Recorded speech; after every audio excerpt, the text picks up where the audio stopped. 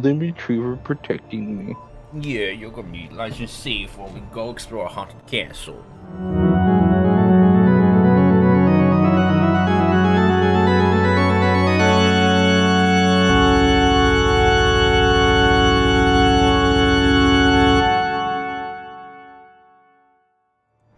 You have arrived.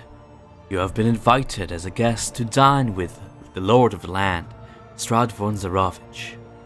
On dark, ancient wheels, you have arrived at Castle Ravenloft's gate, and were ushered inside by the Count's right-hand man and Chamberlain, Rahadan. There, in that vast and gloomy chamber of this castle, you sat under the brilliant light of 3 enormous crystal chandeliers, listening to the eerie choir of ghastly strings and Strahd's philosophies on life, death, and beyond. Under those pillars of stone which stood against the dull white marble walls supporting the ceiling, you have taken little pleasure in the delectable feast set before you. Your eyes studied the alabaster faces of Strahd's brides.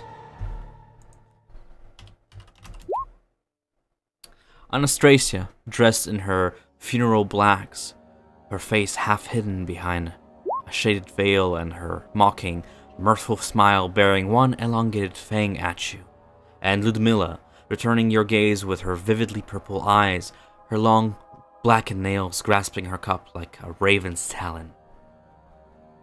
Toward the end of the dinner, Esther, the vampire spawn, climbed down from his servant's roost on the ceiling and approached your newly formed allies, Takar and Ark, with a request to escort him down to the wine cellars to retrieve more wine for the dinner. Are you right there?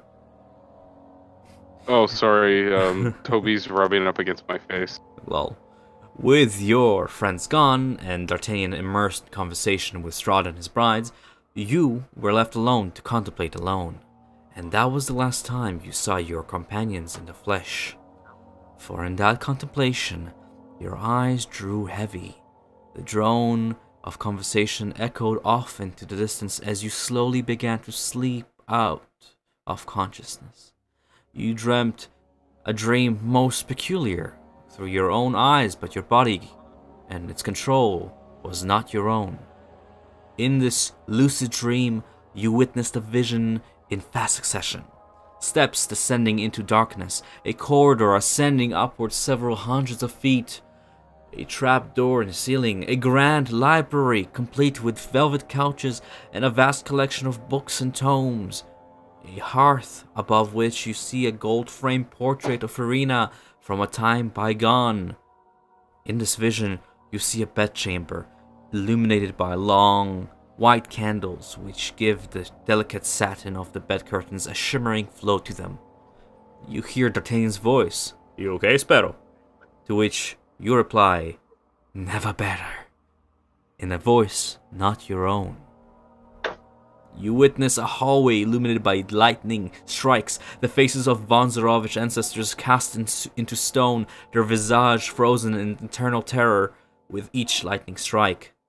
You cast your gaze upwards and see the hollow interior of the Tower of the Heart of Sorrow, with its levitating crystal entity looming above, sending a powerful, bursting pulse down the spiraling steps. You look in horror in front of you as you see Takar lose grip and fall down 100 feet into the tower's dark abyss. You hear a sharp thud against the mosaic floor below, and then you hear yourself laugh, a mirthful laugh, but your voice not your own.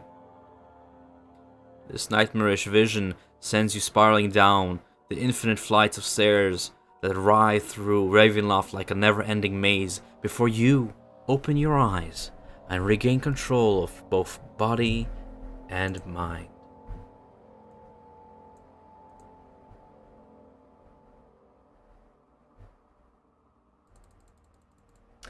Alright, before we continue forward, Trent, how do you wish to have visual of this place?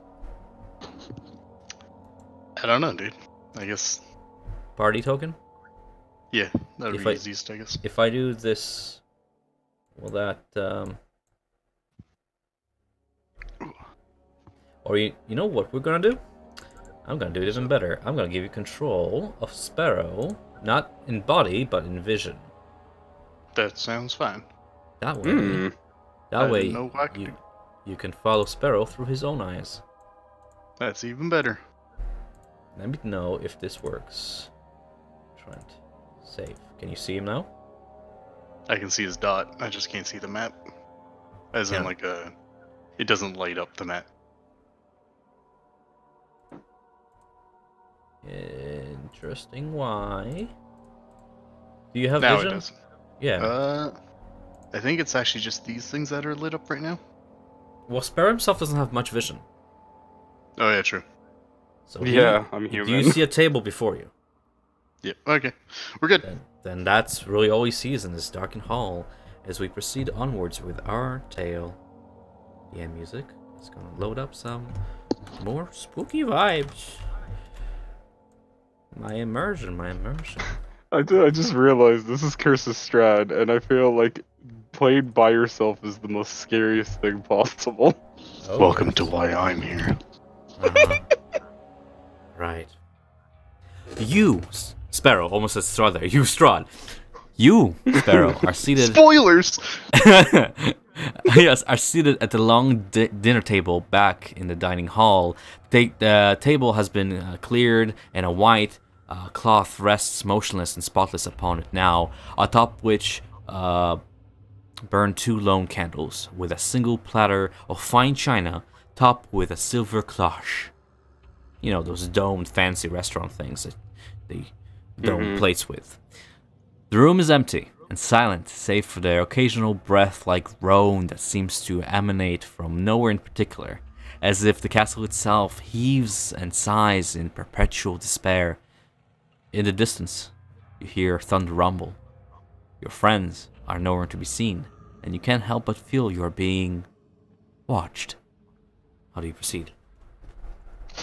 I rub my forehead and close my eyes to kind of gain my senses back, and mutter to myself another blackout as I get up, push my chair in, because, you know, I'm proper that way, and I'll go to the door. You go to the door. The rich oak grand doors of the dining hall are barred shut from inside. Someone has used fire magic to melt the handles and weld them together. You look around and note there is no one else in the room but you.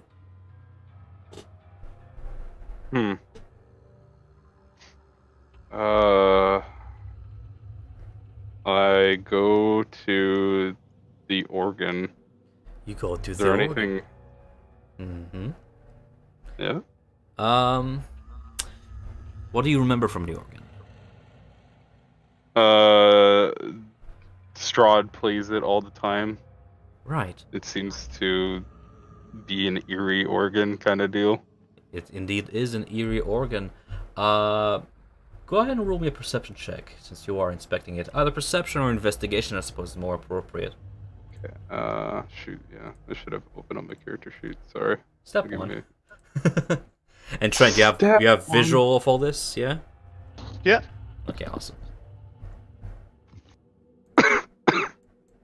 Yo. I hate how literally it's dry cough season for me. So like.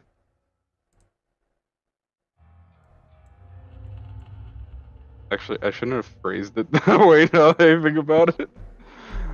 It's just cough season because allergies. Well, whatever. If Spare doesn't show up to any more sessions, we'll know why. I'm dead.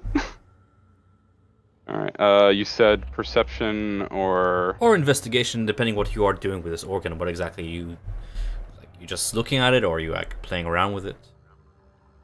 You gonna play some chopsticks?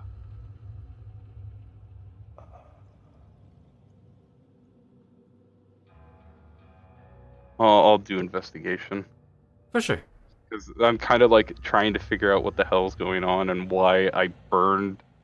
Like, I feel like it was me that burned that, but not me at the same time. Your suspicions are quite likely, yes. Yeah. Go ahead and roll that. Okay. Oh. This is going to be a good session with the sweet natural ones. It's a good start. You notice the obvious. It appears that this organ is locked in place and immovable, although obvious scratch marks on the floor suggest the organ can be slid outwards somehow. Hmm. You look at the sheer size of the organ, you kind of doubt that you could pull it without it collapsing on top of you, and we end the session 5 minutes in.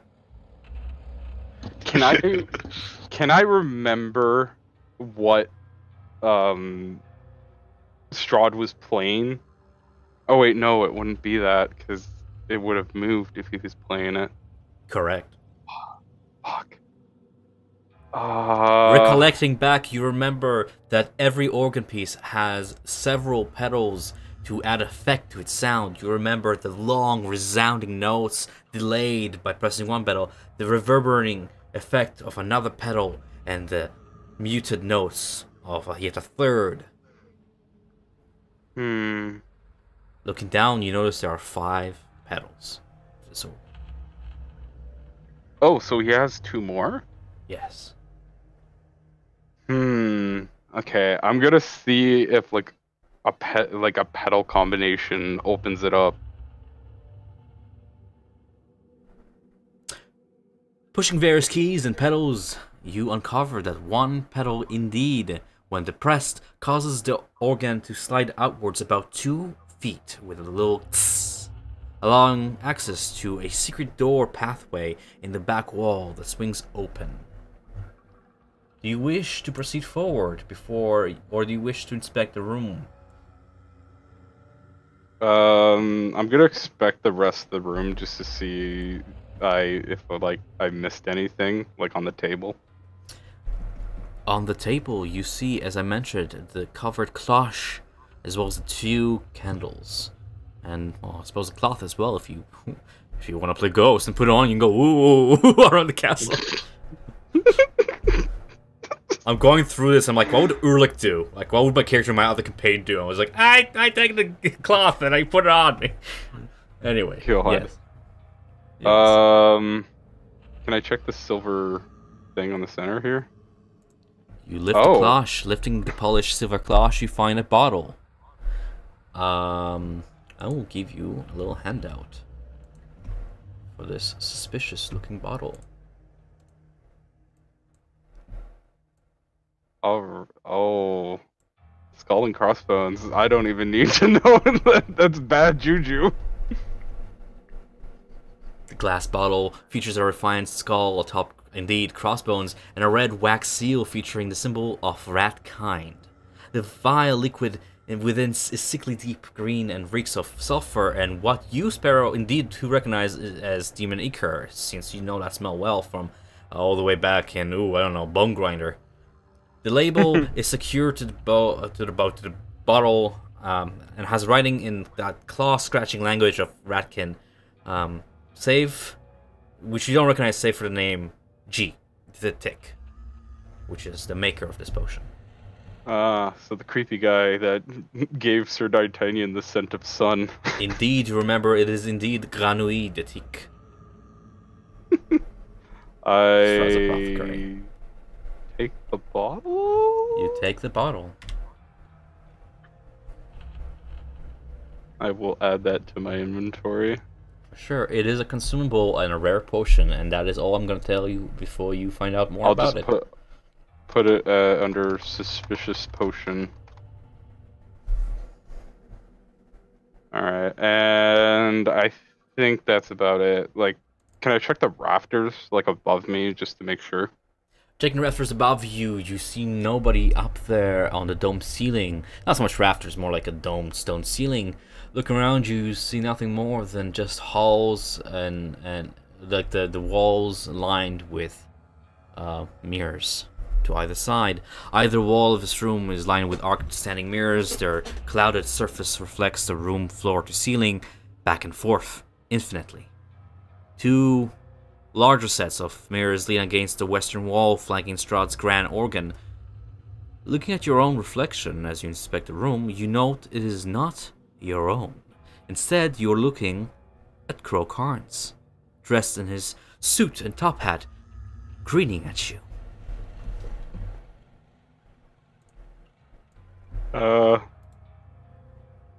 can I approach the mirror? You approach the mirror. Evening, puppet? Evening. Oh, but look at the puzzled look at your face. You do not remember a little walk far. Will there be little left after the fiasco that has taken your friends?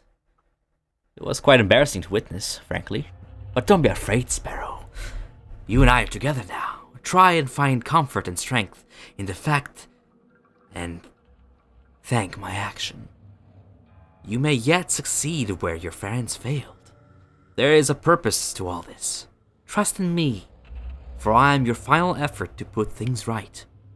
Find a way down to the catacombs. Free Emil. Finish what your friend started and didn't finish. Oh, and one last thing. Do me a perception check. Hopefully it's not another fucking natural 1. Fucking, there you go. Yeah, boy! Instantly note a figure standing some feet away behind you. You turn, there's nobody there. You look back at the reflection, and the thing has shifted closer to you just behind your shoulder. Crow Carnes is gone. You hear a voice inside your head. Something follows us. A living nightmare, breaking down reality. I have tried everything in my power, but there is no way to fight back. My futile attempts at sealing it outside only trapped us within, I'm afraid. But I see that your inquisitive nature already freed us, and there's a way out. Go now, quickly, for it follows. Okay. Just eat skeet. As you proceed toward the organ, you see that the thing is following you in your reflections. It's like, follow me. Oh, okay, shit. It's, oh no, it's one of these. Okay, no, down this thing. Would you like to see what it looks like? Yes, please. Oh, fuck. Oh god, it's, oh my god, this is fucking amnesia all over again. Okay. Thing just continuously following me.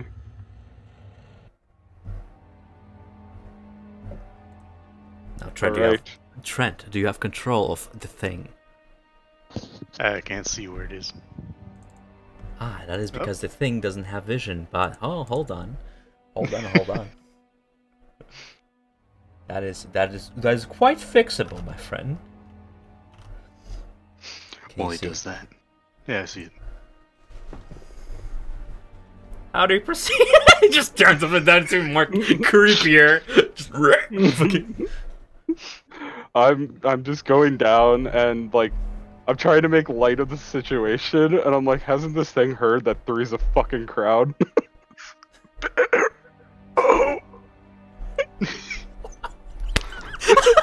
Oh, this is gonna be so fucking good. Stop laughing! I can't do it. I can't get out of my system. I'm sorry. It's just you're so good at it. God damn it. Whew. It's from choking on cock. Don't ignore Greg. Just think about the most depressing thing and just do it. Alright, I'm going down the path or whatever. So just speak out for me, by the way, because I'm just gonna, like, talk. Yeah. No, for sure. For sure. You feel free. I don't know. You can just drag and drop your token anywhere you go. Right. Yeah, I know. This thing is fucking terrible. I hate it. God damn it. Yeah. Is it really dark? Yes, it is really dark.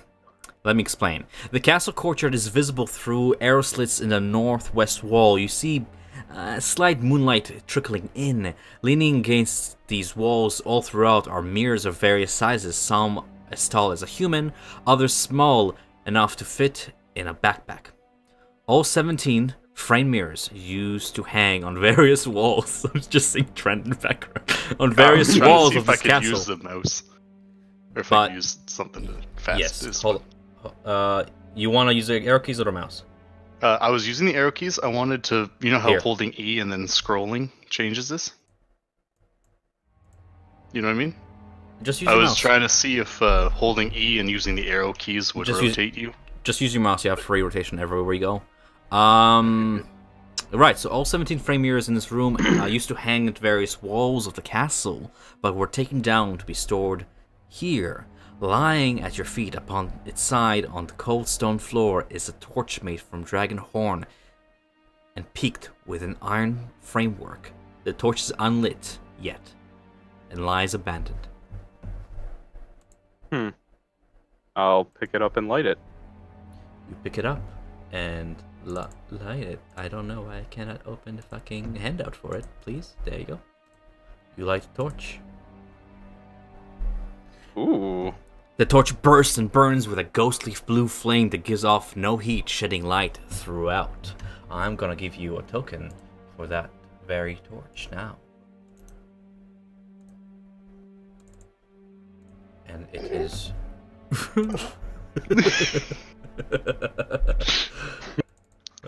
My real boy, pop. Can you control the torch? You should be able to. The torch. I don't. I don't see it. This thing right here. Oh. This thing right here. Nope. I can't control it. That's what would you control, Trent? I'm just gonna give up. Ow. Go ahead. It's a player 20, 20, and 7. You have equipped a torch. thing. The torch gives off no heat and burns with a continual flame. As you proceed further into the archer's post here, the secret door behind you grinds and starts to shut as you hear the organ slide back into place, and that is the last time you see the thing as it near follows you. Wait, I can see it outside the mirrors now? Oh yeah, it's right over yonder. Okay, That's the last time you get a glimpse of it. cool. Right now. Alright, to come to... My son. You have her eyes.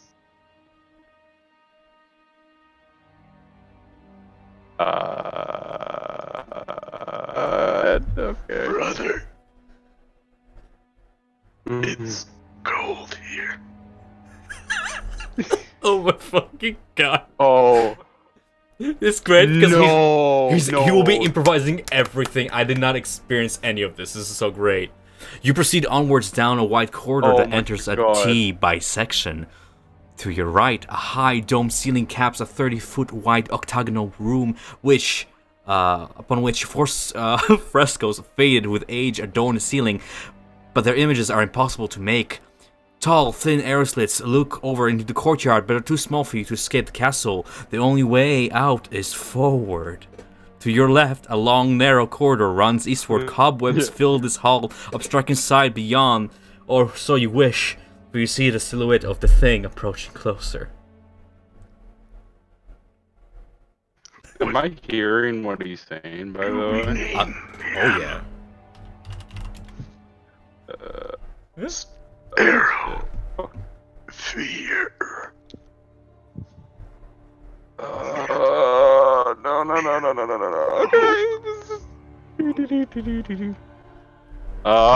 Is that him in front of me? Oh yeah. Arrow can also mean fear.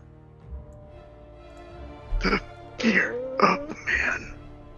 Or man's fear. I need to go forward. I'm gonna go through him. I rub against him. The sensation of its tar-like flesh rubs against you, leaving stains on your cloth.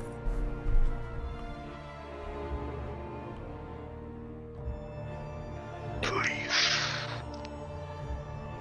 Strahd, don't.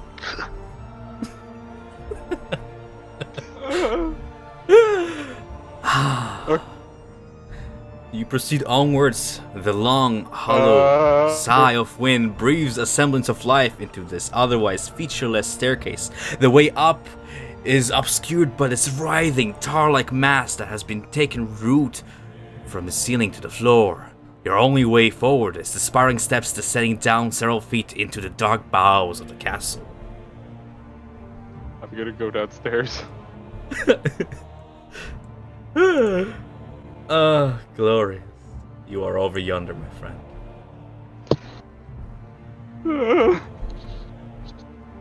In the winter forest, the little boy sleeps. Fuck off. In the ashen home, the boy's mother weeps.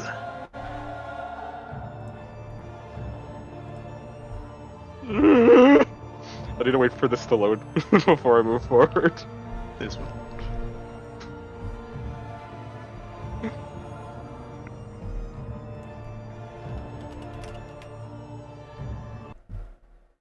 You good? Yeah, I just need to wait till it loads. The darkness before... It takes a moment for your eyes to adjust to the darkness before you. The voice, unrelenting, has grown silent. Afraid? Listen, I don't need more commentary in my head right now. Thank you very much. This wide corridor is cold and moist. A cool draft coming from the west. Chiseled into the brick wall are various symbols. The most prominent symbol resembles a lowercase h, with a curved tail and a straight through head. Go ahead and roll me an Arcana history check if you wish to take the time to inspect these mysterious runes on the wall. Arcana. Nice. A natural 20. Very nice. You recognize these mythological symbols from the books you've read in the Kadra, these unholy symbols that denote various magical sigils and alchemical signs. The lowercase h that dominates the wall denotes death and rebirth, a necromantic sigil. All the sigils hint of similar dark intent, all throughout the walls of this hallway. At the end of the hallway is a door made of solid bone, and to your left is a corridor that proceeds into the darkness.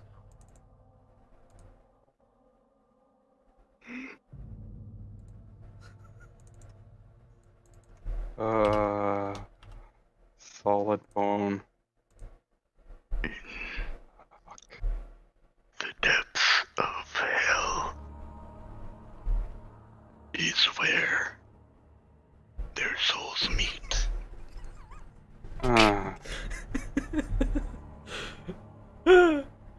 Yeet. I'm gonna hallway. What are these rooms? Trying to on the avert your eyes side? from the horrid thing Like that these. creeps you, you proceed into this hallway. Sickly yellow light can covers the ceiling of this cold, damp passage. Opening off both sides of this passage are square alcoves that contain rotting cots, rags, and the skeletal remains of castle guards. A deathly silence fills the hall, only broken by the raspy, ragged breath of the thing. God fucking damn it.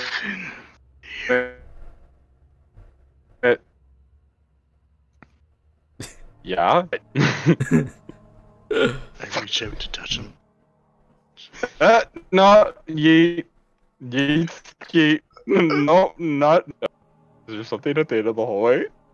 There is indeed something in the end hallway, proceeding through most of the guards' remains that show no sign of being killed by natural means. No, instead crushed, smashed in by someone's fist. Some bones bear lacerations from claws.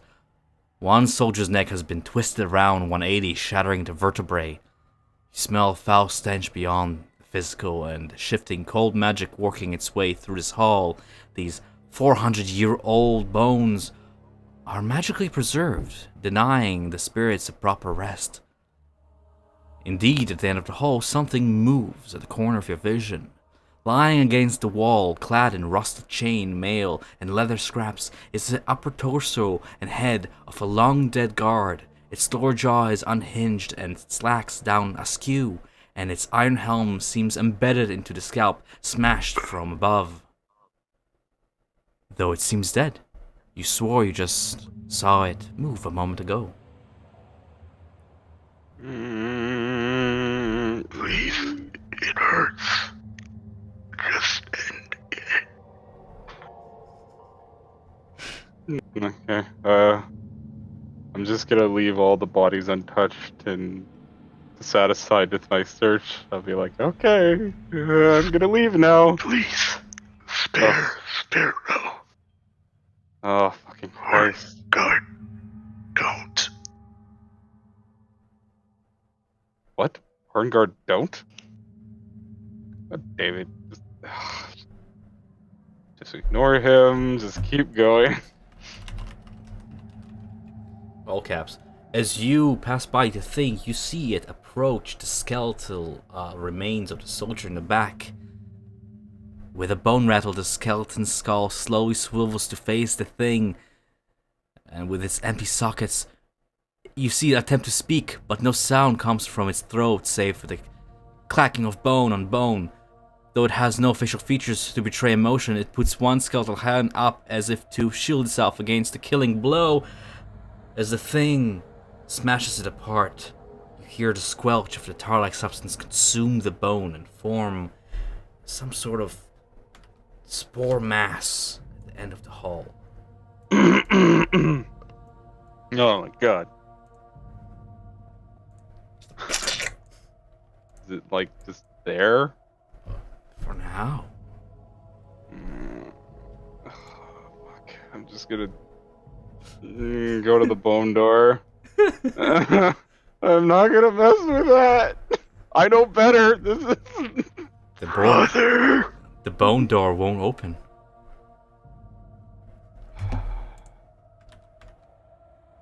Can I like Gold. Can I like try and kick it down? Roll me a strength check. Oh shit, I see what's behind me. The house. It's burning. As you hear the squelching tar-like substance come closer and closer to you behind your back, you smash the door open, and your foot just kind of works its way all the way through, but the door is still in its frames. You see, behind the hole you just made is a handle on the other side, and a key within the handle. Does the handle work on the other side of the door? You pull the handle, and the door, last minute, pulls open. Oh, Yada. Take the kid and run.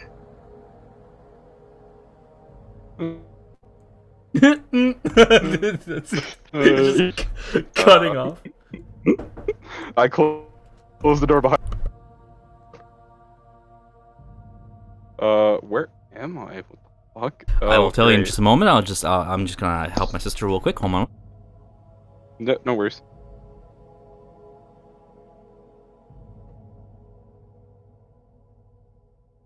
Sorry, I'm back. Right. So I'm back? you enter the room. Trent is creeping me out. Dude, he can do creepy voices so fucking well. Yeah. Kind of terrifying. My jam.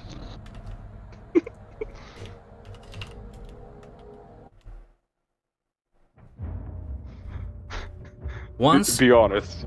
Sorry. Be Yes. honest. You've been practicing that fucking Pinocchio voice for too long. No, I've been doing this one for like 2 days now. Nice. Very nice. I'm like at work inside of a clean room, and I'm fucking like hurting myself doing this. And I'm like, thank God no one else is in here, because I sound like I'm actually dying of breath. Well, yeah, that's how voice actors like No, I get know. new voices is they pull their vocal cords. And I'm just it's a sitting muscle. there. So yeah. I know. I'm just inside of a clean room, and all like I'm doing it in my like the words of my brain, but I'm doing the breathing in actual. So I'm just like in the clean room, and I'm like, oh, thank God no one's here. Oh, there I am. All right. Once, this room served as a mess All right. hall for the castle guards. Now, this desecrated chamber hosts a sight most macabre. Ancient dark blood stains and covers the floor throughout. The thing is typing. The large oak table that used to furnish this room now lays charred and splintered, crushed and beaten like abandoned toys about the room. Replacing them are furnishings made entirely of human bones. The walls and vaulted ceiling are sickly yellow colored, not because of faded or time-worn plaster, but because they are adorned with bones and skulls arranged in morbidly decorative fashion, giving the room a cathedral-like quality. 4 enormous mounds of bones occupy the corners of this azury, and garlands of skulls extend from these mounds to a chandelier of bones that hangs from the ceiling. Proceeding onwards, looking... yeah, it does look like that. That man's body, which you see on the table before you, laid on the table, spread eagle, his wrists and neck clasped in a charred wooden pillory, and his feet clasped in manacles. His chains run along the table's sides and are secured to the floor beneath. Give me So, like, even though he's dead, he's shackled still? Is he dead, though? His gaunt and cracked flesh clings to his bones, maggot-filled sores and burned scars. His body is covered in these from head to foot, several puncture marks lining his neck and wrists where fangs have been sank into his flesh. The broken man writhes in his suffering, moaning to himself through shuddering breaths, and you confirm he is not dead. Through clenched teeth and tears, he whispers, "All is not well. All is not well." All is well. Wait. Oh no. Does he have a burn scar on his face? Oh yeah, he is scarred Oh, all over. Bitch. He is still in the pillory which you locked him. Fuck. Oh my god, it's the guy from fucking Valaki, isn't it? It is indeed Vergus Valakovich, the ex-burgermeister of Valaki. Shit. Let the light shine in Valaki. All will be well. I make, fuck. God damn it, man. Oh, okay. I make a ice dagger and give him a swift death. The thing, almost in compliance to your plan, extends a tar-like tendril that grabs the man, and he pushes the man across the table towards you. Please. He turns his sunken eyes in your direction, staring right into your soul, and whimpers. End me. And me. I do it. As an ice dagger pierces his throat, you see the life fade from him. For a moment, you see glee, the sign of happiness for the first time in this man's eyes, which is quickly replaced with horror as the tendril, still attached to the man, starts to take over him, and he's slowly dragged across the table back toward the thing. Succulent! Suck. Damn it, no. I said I wouldn't do it. God damn it. Said I would try not to break immersion as many times as possible. It's fine, I'm creeped out, dude. The man's corpse is sucked into the thing. You see its amorphous form, its chest open up into a maw that just opens sideways and consumes the corpse whole. Impossible geometry takes place as the corpse disappears into its void forever. No, it's not well. I know what this is. This is fucking my sins.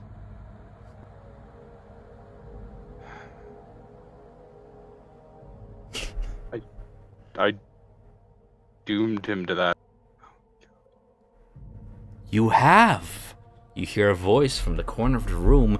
For once, for a slight relief, though still disturbing, not the thing. Seated at the long bone table on one of many chairs made of bone festooned with decorative skulls is Volenta, Strahd's bride, the bearer of that large blade, which now rests at her side, embedded into the stone floor. Various scalping tools and a book lay before her on the table, featuring diagrams and chiseling patterns. She looks at you, entertained by the sight that just took a hold of her, her eyes darting between you and the thing. Don't wake the baby.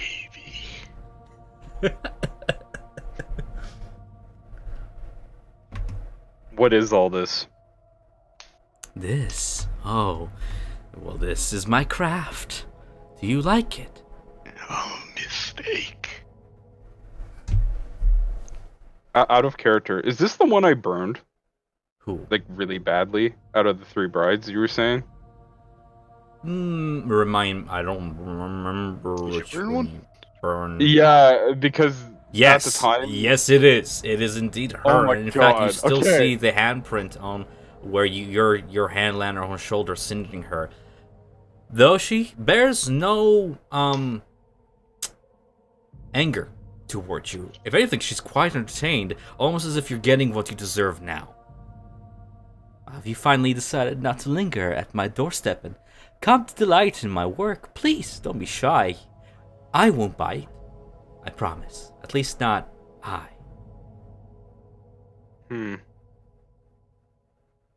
So this is your doing, is what... Oh, yes. I always appreciated the fine arts, so to speak. There is something empowering about bringing new creations into the world.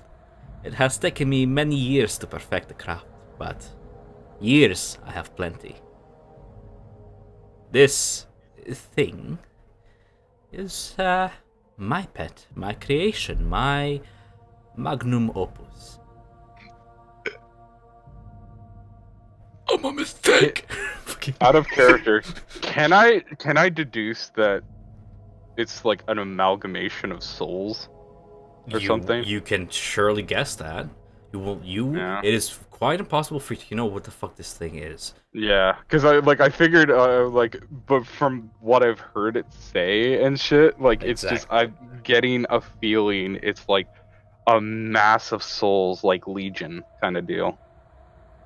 Whether that is the correct theory or not, one thing is for sure: it knows and it follows.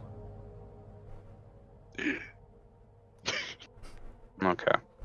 So what? This is all a game to you? Souls are nothing but playthings? Quite so. Why am I so predictable that you're already growing bored with deducing my chess move ahead? I studied for years to be prepared for stuff like this. It never really prepared me for it, so to speak. But at least I have some knowledge. Can one really be prepared for what one doesn't even know yet? Oh, the secrets we have to tell you. Oh, the secrets. But there will be time for that. Witness now this enormous work of art of mine, made of the bones of those who defied my husband. Servants, soldiers, adventurers, traitors, all. They serve a greater purpose now than they had ever in life. But I am under an oath, and I think I have demonstrated very well the fate of those who trespass where they are not bidden. I am bound by oath not to harm you, but look forward to adding your bones to my collection. Proceed at your own peril. If you want people to not trespass, put up signs. Oh, most sane. Kind of understand the signs before them, as the thing just kind of looks at you like, "Oh, the fucking sign, you fucking noob!"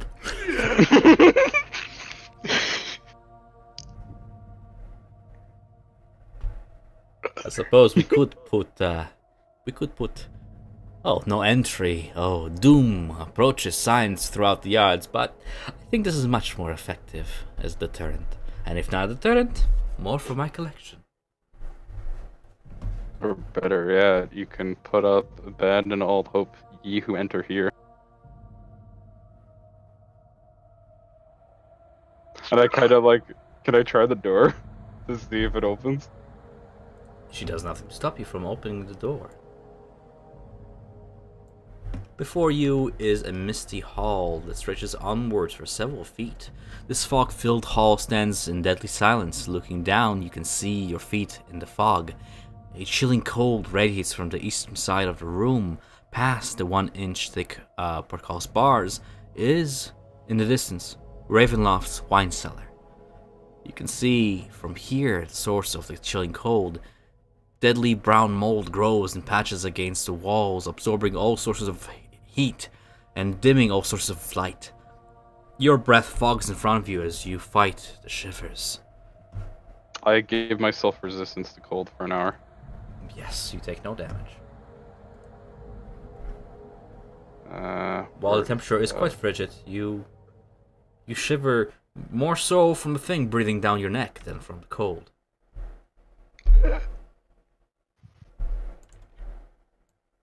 I can't see here.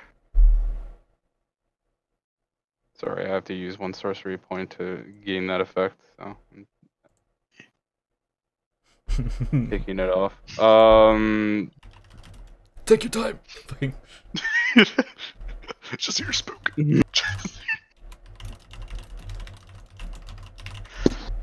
Do any of the doors pique my interest? Like the one to the left? Do they, Sparrow? Fucking no. Uh, Looking throughout the door you just passed on your left, beyond it is just a pile of junk, papers, old armor, old swords, and bashed shields. The room is small, not even 15 feet wide. okay, can I try this door and see what's on it? For sure you may. Oh, 1 second, sorry, I'm juggling here. You open the door, and beyond it is a narrow hallway. Scrolling up to it. It's just a cobweb-filled hallway that stretches onwards, at the end of which you can see the black tar-like mass writhing at the stairs up. And from here you can see a set of stairs leading downwards. Unobscured. Okay. I will move on to the next door in the hallway. Opening this door, you see a sight most bizarre. 65. 65. Okay, where's the kitchen? Where's the kitchen? There it is.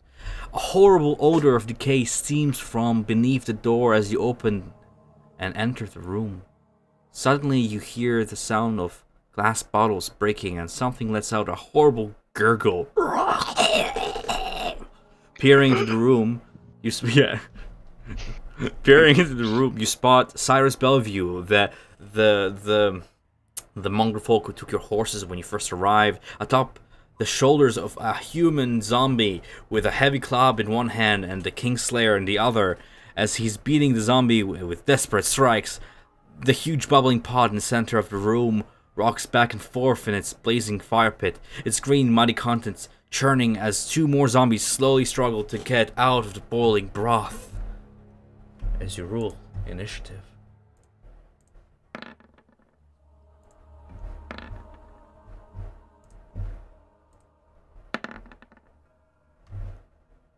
What? 14.16.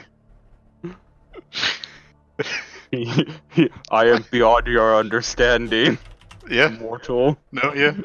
There you go. What is this initiative? I mean, what is initiative? For the fight before you.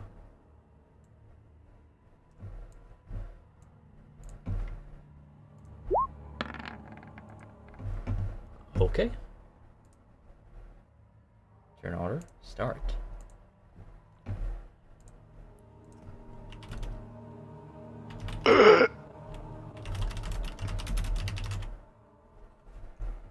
The thing lets out a choking gurgle as it scans the room before it. You can't help but notice a slight salivation to its maw as it eyes the meat before it. Can I just... Oh, I can. Oh my. Oh my, wash under you. You see this tendril writhe out from beneath it as it attacks one of the zombies. I'm guessing, yeah, that? That one? one. That one? Yeah. Yeah. Cleaving it in half, you see the bottom half of it just drop back into the stew as the top half drops on the floor with a slight crack to its neck as it drops down, causing Jesus. Okay, that's a lot of damage. The thing crawls closer toward the zombie with hunger in its eyes. Sparrow. Alright. Do the zombies seem to be the threat and Cyrus, or just the zombies? Cyrus is riding this zombie over yonder. He seems to be trying to club it and stab it to death. Die, you, no, you get back in the pot, no. So he's not focused on me. He didn't even see me to come. He seems pure busy to even notice you coming into the room. Okay. I'm going to Scorching Ray each one of the zombies.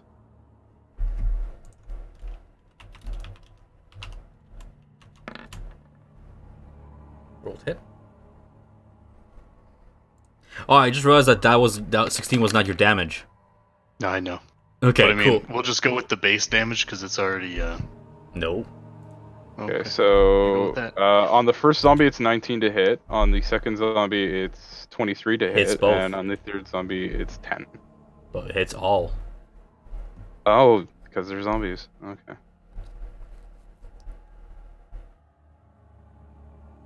Who are you hitting with 4? Hmm? Who are you hitting with 4? The closest one. The closest one you hit it with So 4 this- as you this sever one. its arm apart. The arm crawls away for a moment before it shudders and becomes motionless. The zombie looks at you and lets out a terrible it I was gonna say it seems near to death, but like yeah, no duh. And you hit it with an 8. Sweet. As your flames sail forth toward the zombie that has Cyril Bellevue on his shoulder, it hits it straight in the back and it staggers forward. Cyril nearly goes into his boiling broth, but misses it, dropping on the floor and drawing out the knife in defense. The zombies, this one crawls right up to you, and attempts to bite and claw you. Does a 16 or 20 hit? The 20 hits. 20 hits you for 3 slashing damage as it slashes you with its claws. With its one claw. 1, 2, 3. Okay. The other zombie approaches the thing and hits it in turn. Fucking good luck. Does a 16 or 20 hit you? They both do. For 7. As the let me take a look at your sheet there, because you have resistances, don't you, boy? Yeah. You go ahead and apply that damage. I will. They seem to like do the zombie seems to do almost nothing to the thing as this thing stumbles forward toward Bellevue, attacking it. Bellevue in defense stabs it with a knife. It sinks deep inside, and this zomboid seems to drop to the ground, nigh dead. But you see it writhe as it attempts to cling on to its necromantic life force.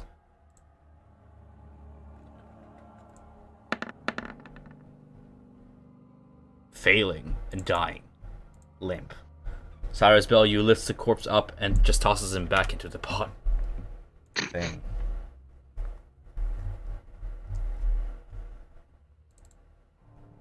The thing.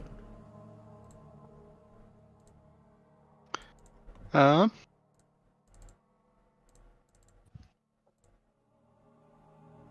Hot. I'm going to.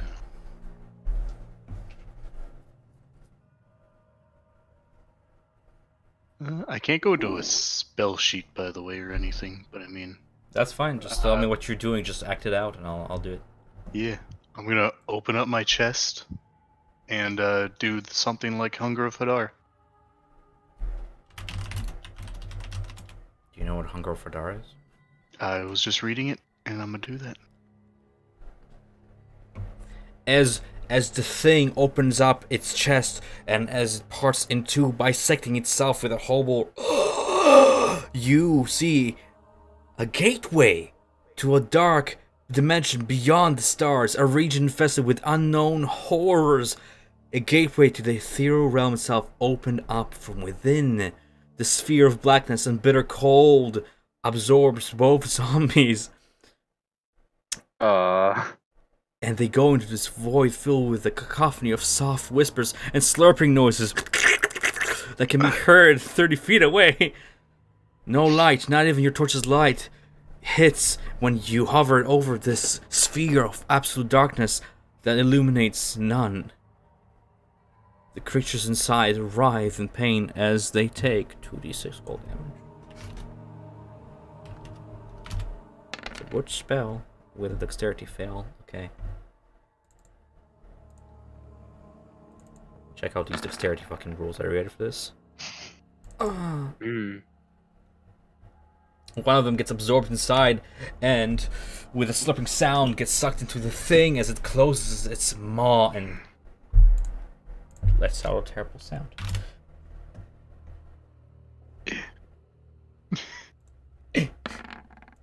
My little boy pop up. My real boy pop up.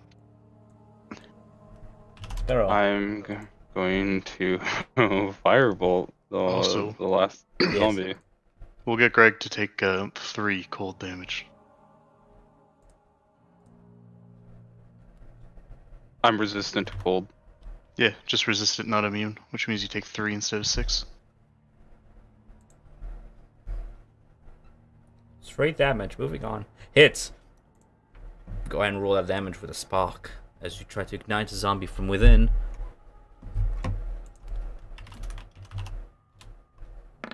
Okay, I'll roll it. Okay. Sorry. 411 net right now. Yada yada yada yada. Close that. Alright, roll there. Fun. On natural 20. Oh my. You manage to decapitate the zombie. Its head flies off. The zombie's head, once severed, grows limp on the ground as it loses its bite attack, and its body is blinded. The zombie head turns to you, kind of like trying to turn itself using its lower jaw, and it just kind of goes,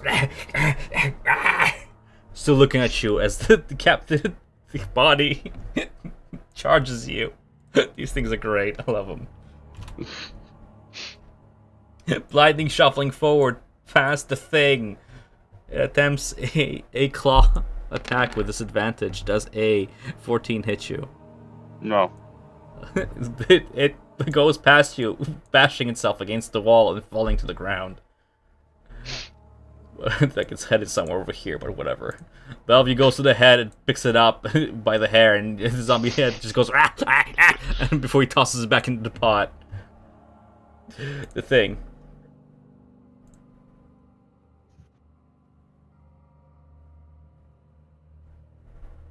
Oh, Yana, please, just take the boy and go. That's it. Sparrow. Is the zombie still alive next to me? It's pathetically is. Yeah, it's like trying to get up and failing. Alright, I'm just gonna spark it again. Sparking it for doesn't matter how much damage you kill it. The smell of embers. I look at Cyril and I apologize for interrupting his meal? Yeah, I ain't the cook I used to be. My meals tend to get out of hand these days, and he takes the zombie hands, kind of chopping them up, and like waves them like jazz hands.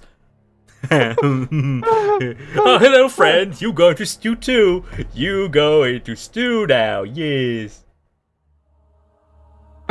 Or not. The thing looks at him. Is there like other doors in this room, or? There's one door that leads back to the hallway. Door down. Then I'm just gonna go back into the hallway and go near the end. Are there in front of? So there are 1-inch thick portcullis that guard the cellar beyond. How the fuck do I type to you again? It's /W, my name. Doesn't matter. It's fine. We're past it, I think. In all honesty, that's why I didn't say anything to him. Yeah, because yeah. I don't fucking know. What would know? Yeah. So. Oh, I'm gonna go back. You're lagging on a little bit. Was there a door? That was a weird lag, yeah. Yeah. Is Come there a Oh, okay. So there is a door. Okay, I didn't see. I didn't see that. When I first saw, I will go to this. Opening that door, you proceed northward into the bowels of the castle. The room slopes downward slightly. This 30-foot square room is in absolute shambles. Scattered furniture lies in heaps near the walls. Broken bones lie scattered amid crumpled and crushed plate armor. Shields and swords jut from the walls as if driven into them by some tremendous force.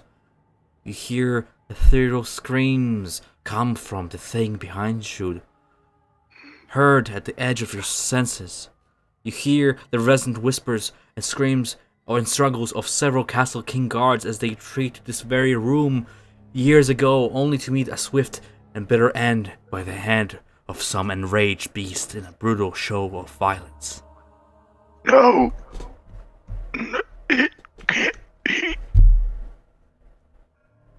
What would it be great? I have no idea what he's saying. All right. Nothing you say. Who I'm gonna go. I'm gonna go to this room. You go to this room. Seems to be some sort of office. This shadowy room is in perfect order. A great table stands here with its chair, inkwell, and quill set carefully in place. A single unlit black candle sits on the table, surrounded by citron and chrysoberyl gems. Lances, swords, and shields that bear the Barovian crest are hung neatly on the dark oak panels here.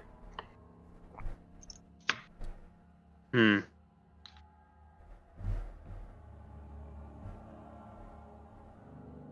I investigate the desk? Sure, roll me an investigation check.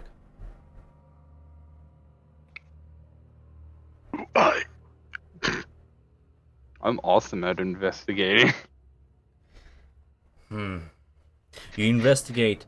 It seems that there's a square shaped dust imprint, like a reverse dust imprint from where a book lay here and it was taken away. The dust coming from the ceiling having been dusted off. Somebody has not been in this room for quite some day. You inspect the candle on the table, and you hear, finally, Crow's voice whisper to you.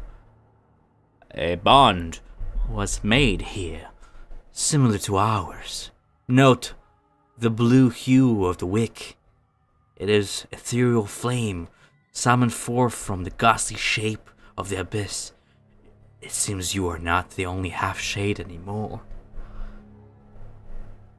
Great. Great. You see, because the room is covered in slight dust from the ceiling, you see footprints leading from the entrance surrounding the table. Somebody has been here before you. The footprints are dragonkin, bovine, and human. They lead to this side of the room and then vanish. That's weird. Where did the footprint go before? Do they just automatically go there? Is this coming in? Like, do the footprints go to the desk at all, or do they just? They went to the desk go... first, and then they disappeared behind the wall. Somebody has scoured the desk before you. Okay. So there's got to be a mechanism or something to open the thing.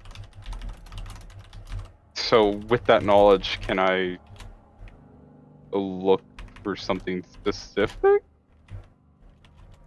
You look behind, under the desk, and you find an engraving in the desk as if made it by a sharp knife by somebody before you.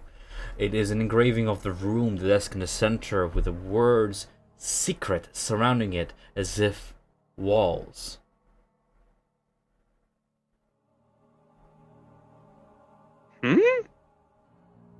So you see like an engraving below the desk reflecting the room you are in with the desk in the center, and as if walls, you see the word "secret" written in a circular, like in an almost square-like fashion around this desk.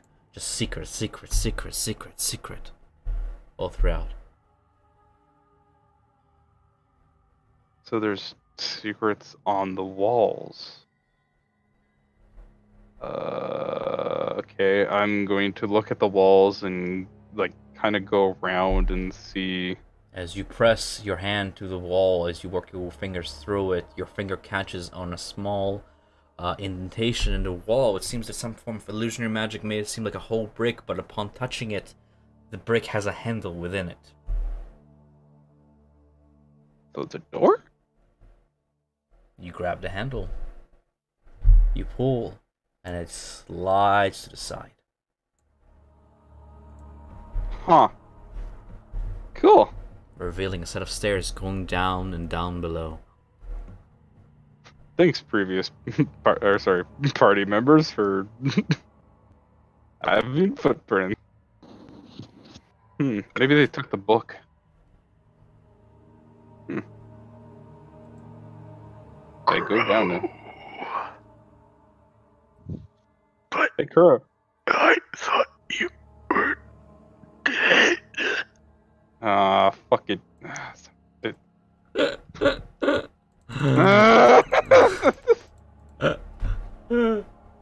Welcome to Curse of Strahd, where we torture fucking... Torture a 14-year-old boy with horror. Woo. He's slightly older now.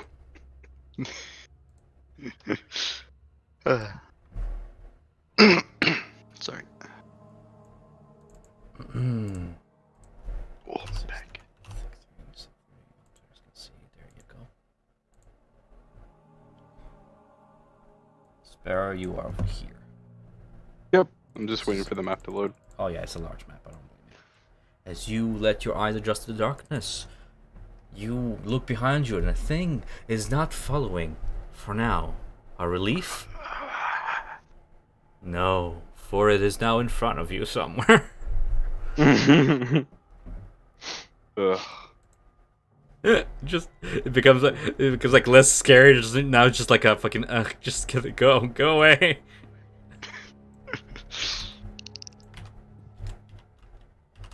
Ugh.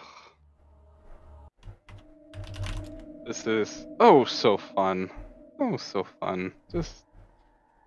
I see light in the distance.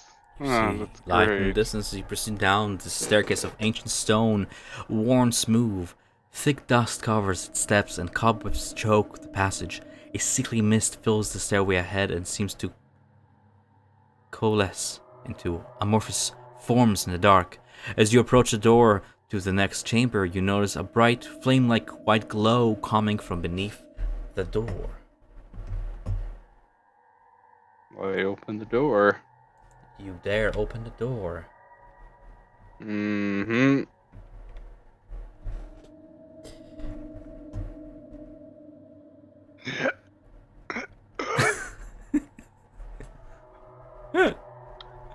I close the door. I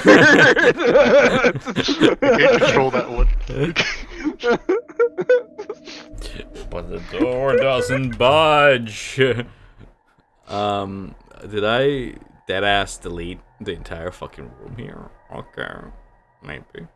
Okay, time to open the actual handout from the actual, module. Because I'm a dumbass, apparently. I think I deleted the entire room in my notes. Whoops. Also, I can't control the guy. You cannot? Nah. I don't Good. know what happened. I still got one more poem to read you out, boy. Oh, I know why you cannot control him. I know exactly why you cannot control him. For there are two of them.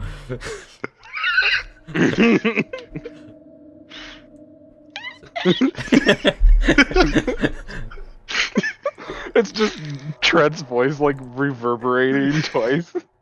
Super small one too. Am I a real boy, Pop Pop? God.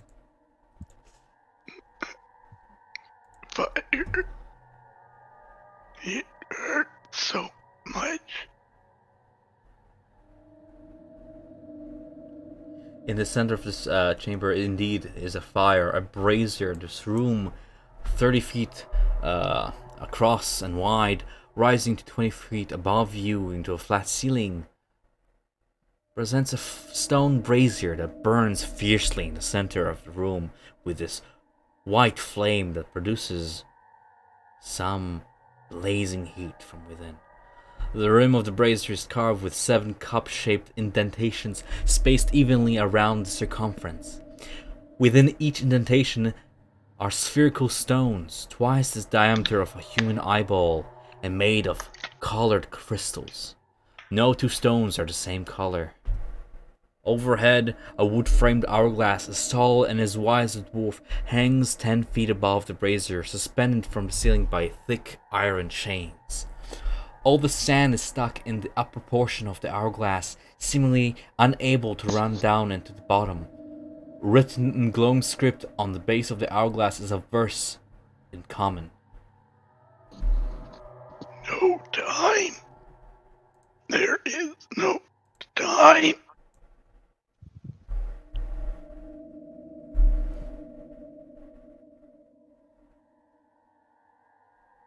How do you proceed?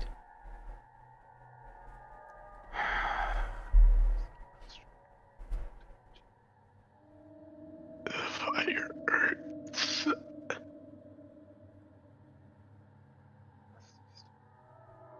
My hand. My hand.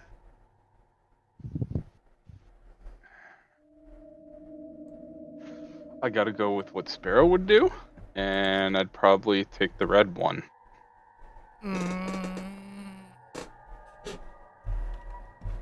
Round 2. Yeah. What did they? No. You want to take the red one? No, it's just funny bullshit. You Yeah, take that's- 1 red pebble in your hand.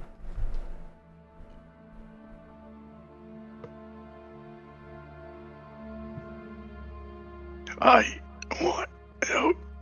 Strahd, please. My pack.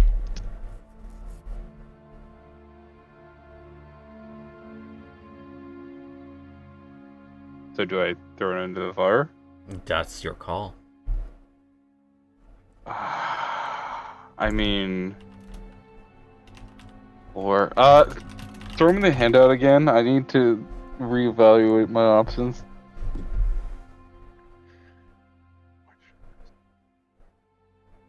Which one goes down? So, looking... What do you mean, which one? There's only one way. This one. This one goes downwards. This one here, yes.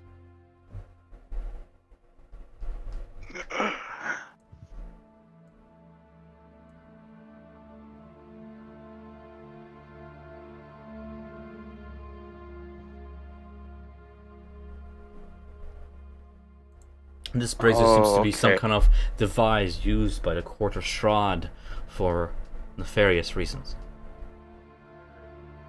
Okay. No, I think I know what this is. Yeah. At least. Okay. No. I'm gonna put the pebble back, and I feel. Yeah. No, I'm not gonna mess with that because I think it's like a scrying thing or something. It might be. I don't know. The fire shows. Yeah. Or. I'm gonna check this room back here. Sure thing. Proceeding onwards to explore throughout, you proceed to a room. The curtains here have been drawn by somebody else already, revealing the room beyond. I'm just going to it. 2 large wooden thrones rest on this balcony. Behind the thrones hang the red velvet curtains already drawn, and the ceiling here grows lower. Beyond, you see a chamber most dark, low shapes thrust up out of the still brackish water that fills this room, the ceiling of which is festooned with hanging chains that look like thick black webs. A balcony upon which you stand overlooks this room, as if meant for a king and queen. Please, my lord, don't have to do this. So wait. Sorry. Are there the chairs or no? There's nobody sitting on the chairs, if that's what you're asking. Oh, okay. Sorry. What's it overlooking? It's overlooking a pool of a room that has been sunken beneath several feet of water, drowned. Dark shapes in the water are all throughout. Looking closer, you see the shapes are racks, iron maidens, stocks, and other instruments of torture. The skeletons of their last victims lie within them, their jaws seemingly frozen open in silent screams. All right. I had fun in this room. Let's go back to the brazier room. You go back to the light of the brazier room. Looking now back, you see 2 large golems on either side. They look like knights on horses prepared to charge the center. Cool. I'm gonna ignore those. Cool, ignoring those. Yeah, cause it's fucking Ravenloft. Statues aren't statues. That's a good As I fucking learned hunch. from our. Well, after the fucking like dragon gargoyles and all that shit that happened, I'm like, I ain't fucking with that shit. That's a good hunch to follow. I'll open this door. This door, you attempt to open it, but you hear a slight and a gurgle of the tar-like substance that's beyond it, and you just go, nope. Nope. I will go. Is this?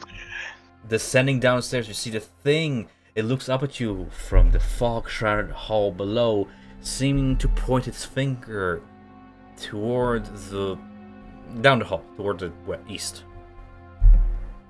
I kind of go up and jokingly say, "What's that last? See, Timmy's fallen into the." I continue on, and then I'm like, "I'm losing my fucking mind." The well is now your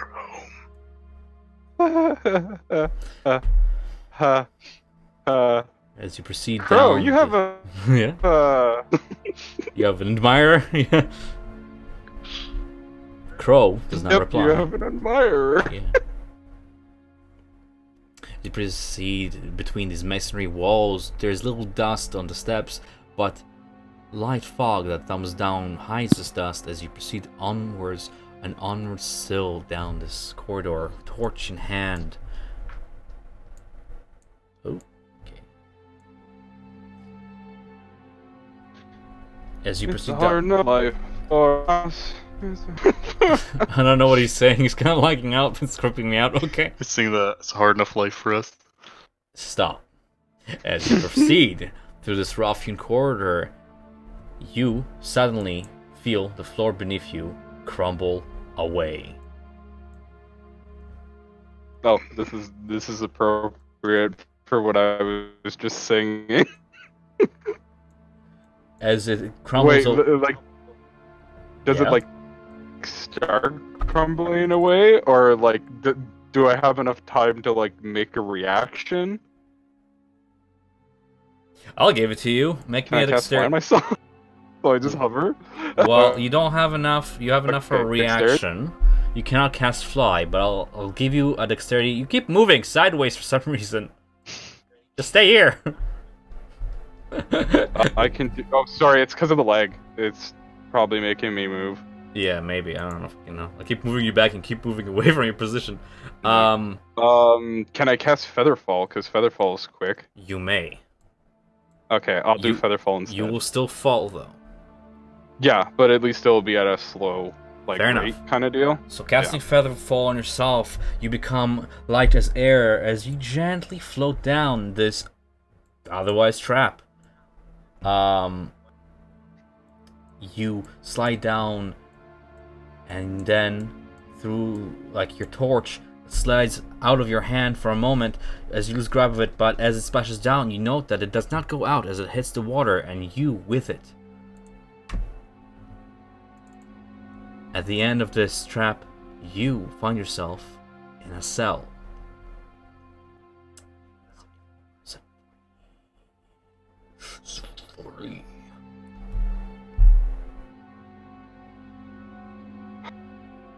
The secret door behind you opens for a moment to let you through, and then closes behind you as you fall into the cell.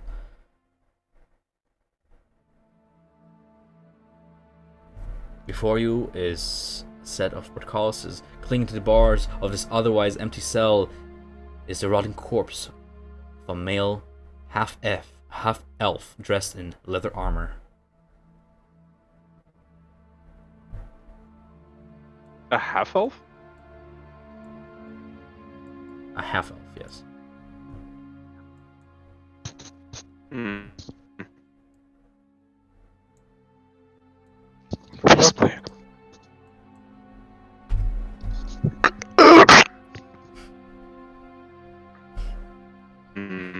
All right. They're metal bars, right? Correct. Can I burning hands and melt them?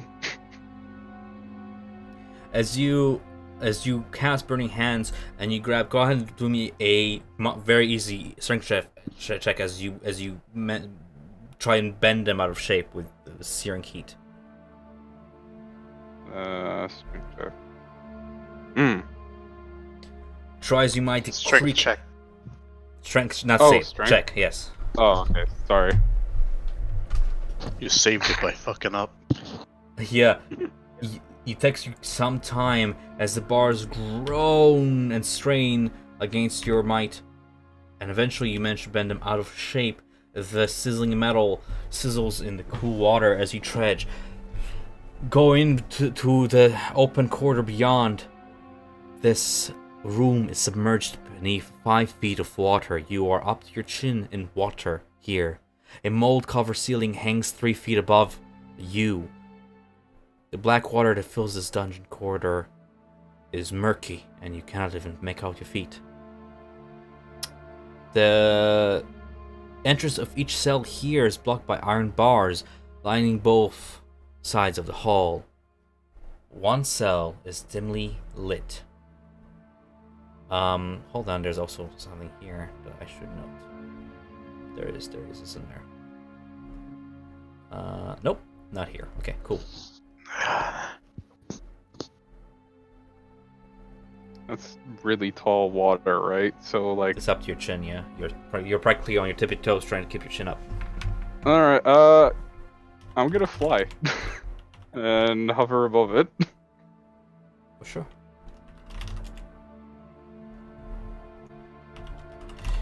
So you manage to keep your head up. The ceiling above you is about 3 feet, but it is a comfortable chest height above chest height water if you float. I am just looking for something here. No, I casted fly on myself. Yep. I'm just looking for something here. Give me a moment, sorry. thunder, just in case. My neck. My back. No. No.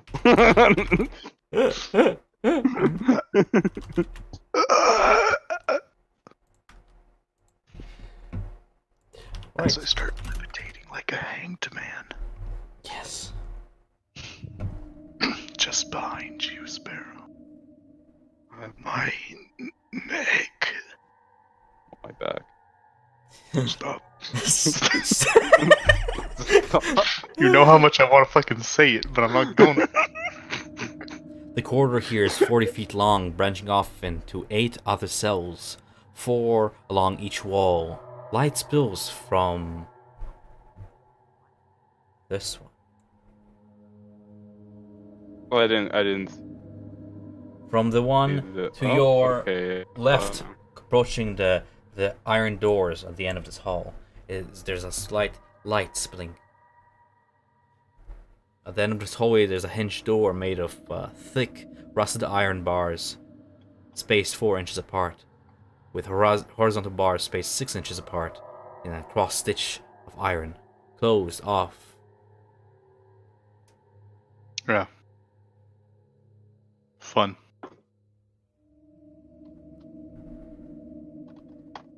Sparrow, I don't know who you're talking that to. Yeah, it's us. Everyone. Yeah. Yeah. Oh, see. Cool. That's why we're having like Yeah, you definitely issues. started. Alright, I'm gonna like fly over. Wait, what's in the cell here? Which one? Ping it. Right here. This one? Yeah, this one. A glowing blade can be seen beneath the water near the back of the cell. A glowing. A glowing blade. Hmm. Dad, Yeah. please don't let him take me.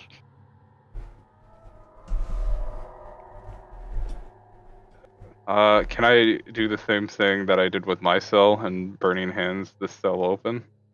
Just do me a simple strength check for sure. And the burning hands, obviously. So. I'm gonna just so you don't waste your spell slots. I'm gonna say that you can maintain that for the same purpose. Okay? Oh, okay. Yeah, as long as you're cool with it. Yeah, I'm cool with it. It's a cool idea. I like it. Yeah, I fucking love using spells for utility. I'll do it as long as the utility works. As soon as you fail once, I'm gonna stop that and yeah. So yes, you managed to bend the cross stitch iron apart enough for you to wriggle out of it, since you can just swim through it horizontally. You don't have to make a hole that big, or fly, I suppose. Yeah.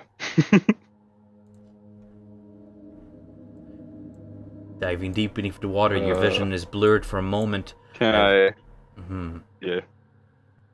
As you grab the blade, you can see it even through the water. For a moment, you can't go back up. You can't find your way up and down as you disorient in the deep water. But then you find it, the floor. You push off, and with a gasp, you resurface with a blade in hand. In your hand is some sort of crusading short sword belonging to a paladin, long dead. Now I have to read it. Can't break it, please.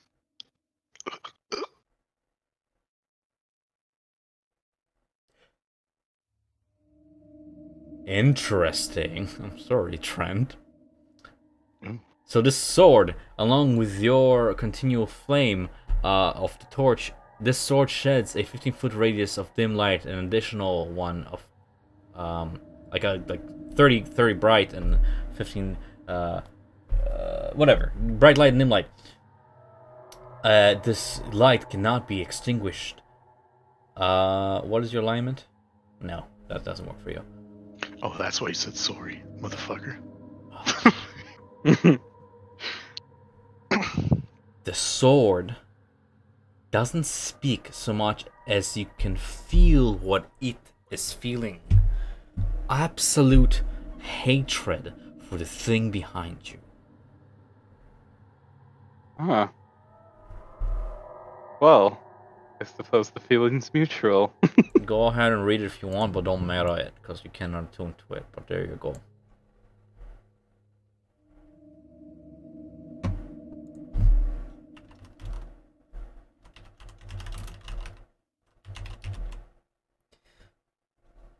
Ah, shit. What? Never mind. That entry is going away. I remember why I didn't. I was like reading out. Like, I don't want this item in my game, and I remember why. Because I replaced it. I'm sorry, Sparrow. Let me recon something. Sorry.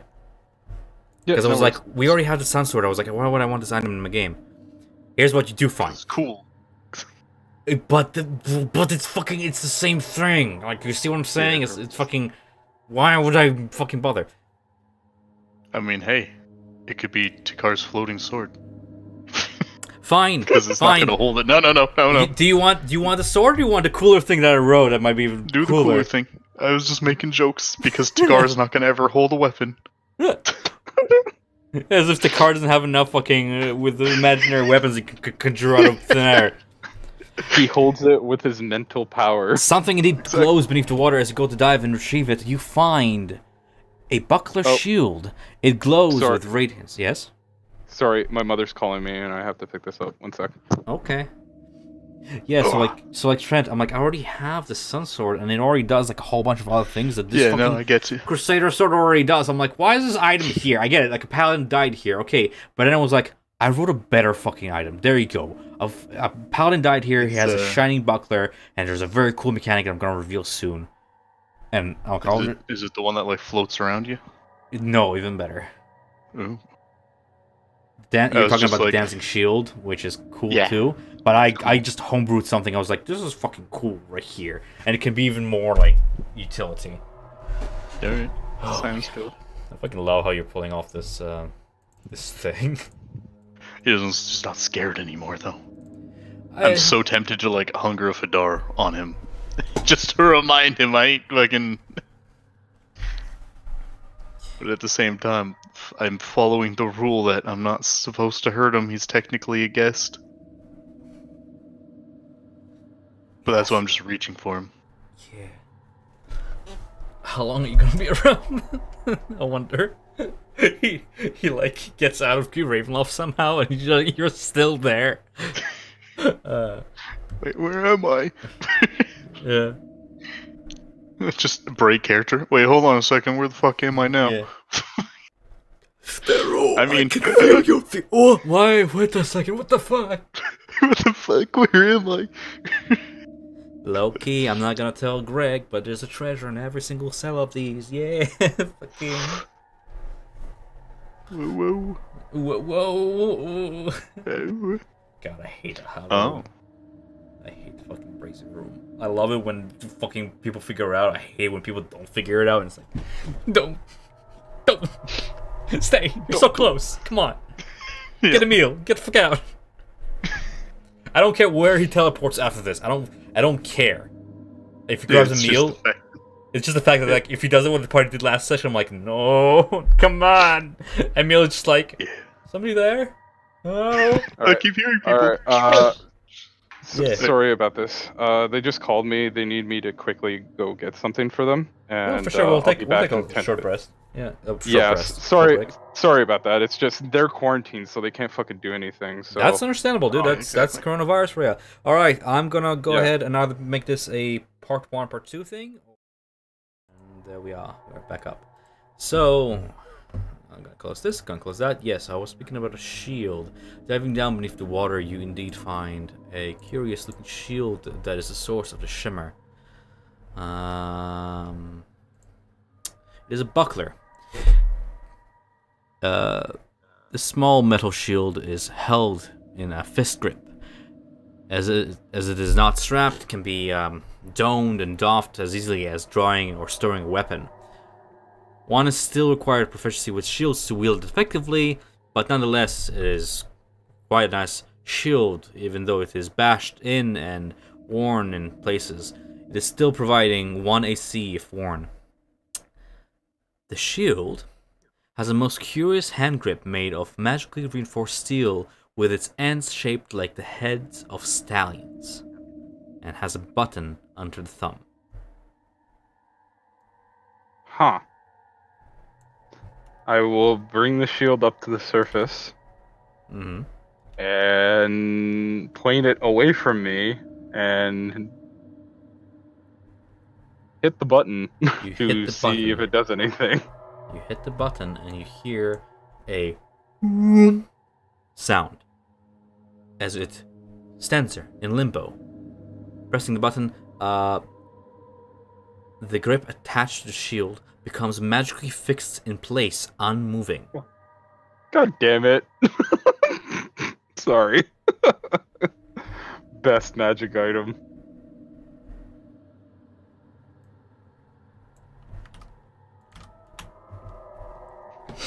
You already know what's up. Yeah, I already know what's up. It's just like immovable. Bird or support collapse one-handed ladder. You're just gonna hover there above the water as grabbing the handle, which is unmoving. Bow. Okay, I hit the button again, so I guess it starts moving again. Yes, it releases from its limbo and drops down with a splash into the water in your grip. Cool. I'm gonna put that away, and that'll definitely come in handy.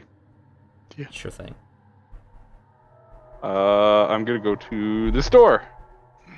Swim. The thing's still there, and at this point you're just like, fuck up. I've accepted it as a traveling companion, just as accepted Crow as a traveling companion. Right, so you swim to the south end of the Strahd.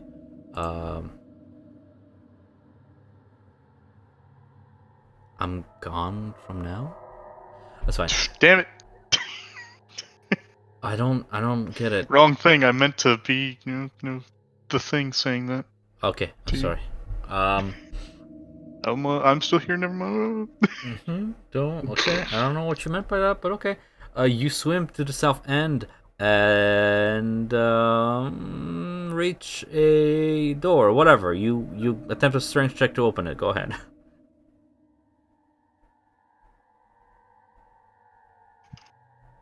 Alright, I open the door.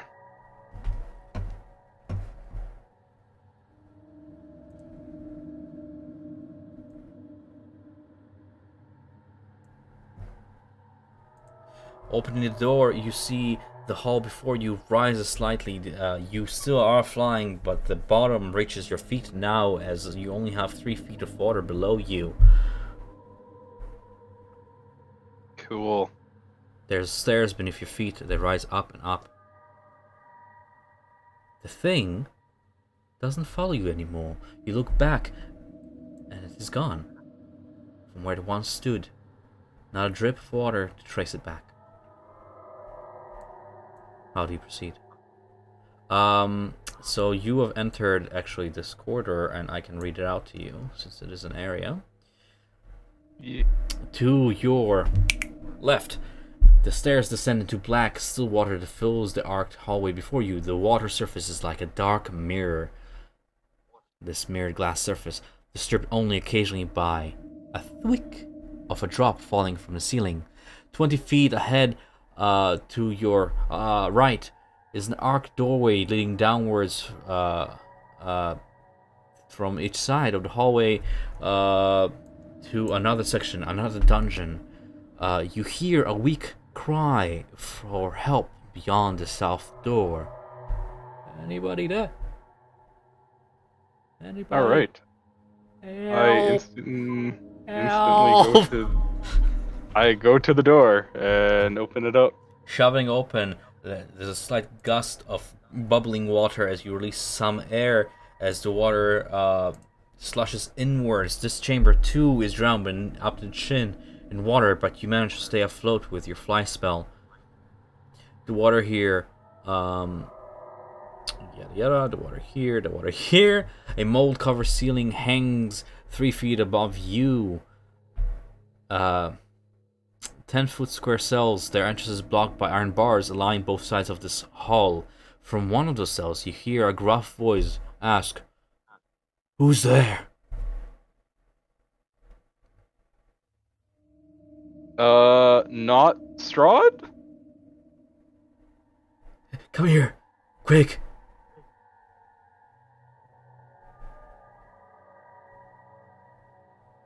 I'm gonna make my way. Slowly treading the water, hovering above the ground, you look to your left again. A strong young man clutches the bars of his cell while struggling to keep his teeth from chattering from the cold. His clothes is shredded and he is soaked from head to toe. He's not with you. How did you... Never mind. Please, get me out of here. What's your name? Emil. I'm a resident of Valaki. I was chased by direwolves to this very castle, but I was captured. Please, I'm begging you, help me. I'll help you in return. You're actually why I'm here. Great. That's wonderful to hear. Mm-hmm. I'm gonna show you who you're talking to here. Emil Toradesco. I'm gonna pronounce his name with a sexy Spanish accent for no reason. Emil. Please. Please, friend. I don't suppose you have a key. No. Stand away from the bars. He swims away from the bars, trying to keep his chin up above the water. And I'm gonna do the same thing I've done with all the cells. Yay! As your palms become ember white with heat, you grab the bars, pull them apart, and with ease slide them apart. The bars melt and send sizzling droplets of metal down onto the chamber floor into the water. Amazing. Sorcerer. That's quite good. Quite good indeed. Yeah, once we get out of the water, I'll make. You're lagging out a little bit. You're lagging out a little bit.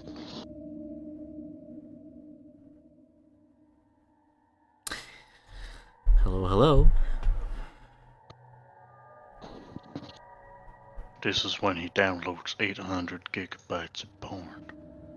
Yeah, that's what happens.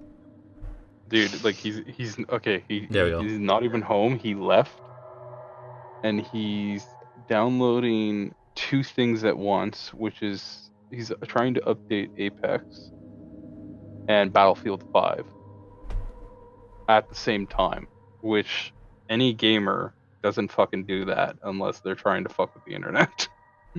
Or they're done for the night and they're just gonna play afterwards. But at the same time, I don't do that until everyone's gone to bed. What's a gamer? Yeah, what's gamer? What's a gamer? Sorry. But yeah, no. Once we get out of here, I'll warm me up. Thank you, friend. This prisoner looks like he has been here for quite some time, as you well know.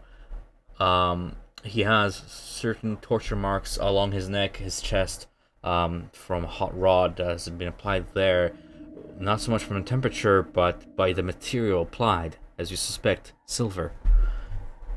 He swims weakly behind you, looking for at the horrors that each cell beholds to each side. So how long have you been down here? I've lost track of time. Days, I think.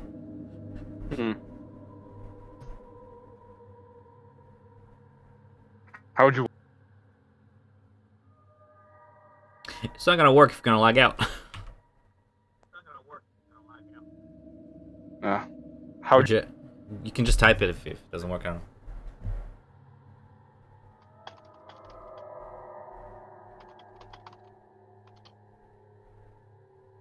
How did I wind up here? I was brought here by that traitor.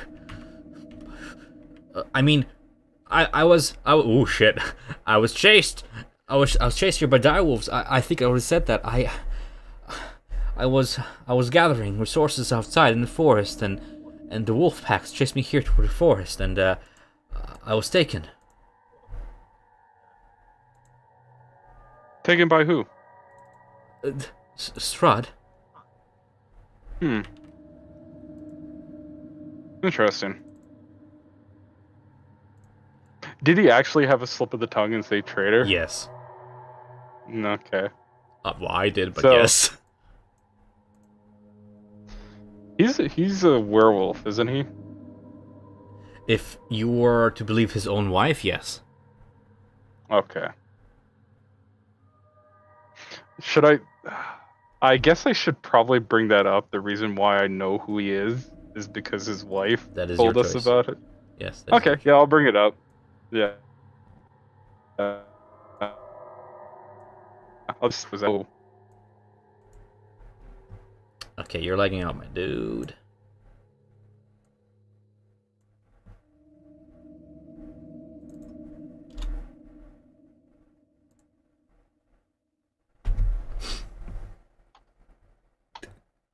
It's difficult if you're lagging out. I don't know if you can put whatever he's downloading on pause, but Yeah, give me a sec.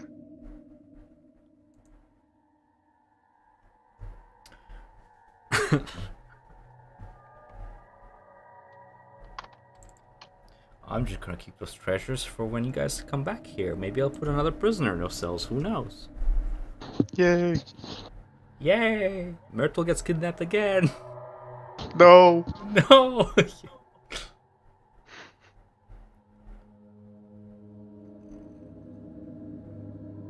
You're almost done, I think.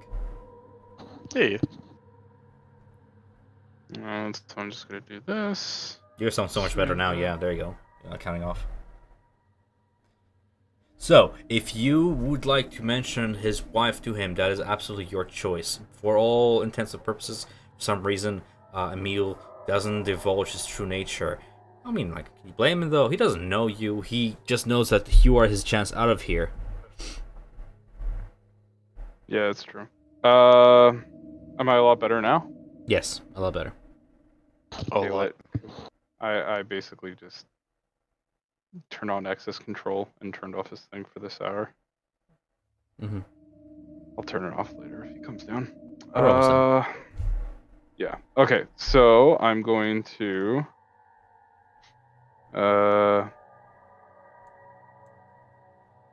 go to the right because I know to the left do that balcony. It's just basically a torture area, so there's no real reason to go there. It seems that Emil agrees with you and is reflexively avoiding that area as if he's already been there. As he... It's actually a breath of relief to be able to talk with someone actually made of flesh. You know that as he steps out of the water and like the cold water no longer reaches his balls, his voice deepens. Yeah, I agree.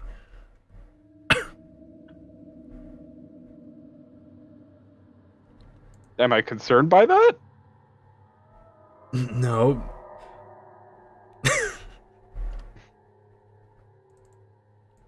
I was just cold, man. Can you blame me? It's cold. You spent hours in that freezing water, and we'll see how you talk. I suppose you have a point. Can I heat him up with like produce flame? Like on my hands or something, just kind of like make a heat source, kind of like a fucking space heater. Yeah, so I'm a personal space heater. He draws toward your personal space heater, and he seems nodding thanks as he's attempting to dry off his clothes. You guys spend about 5 minutes. He tries to dress him off, and you can't help but notice that he is almost attempting to shake himself off like a dog, but then stops. Hmm. Force of habit? I don't know what you're talking about. Uh-huh. Let's get out of here. Okay. Just so you I, know, I know a faster way yeah? out. You do. Yeah, those stairs. I was led down them, and I mean, you lead, you decide, but I might know a way out. Okay. You proceed upstairs? Correct. Okay, anyway, proceeding upstairs. You are over yonder. Where are you? Where were you, and where are you now? You are I'm over definitely yonder. not there. Oh, I'm back here. Yes, proceeding up the stairs. You are indeed back here. Cool. Now, where? The real question is, where is Emil? He's flying away.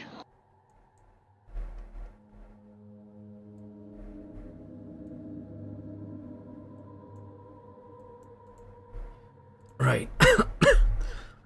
These are the larders of Eloman. I remember this place.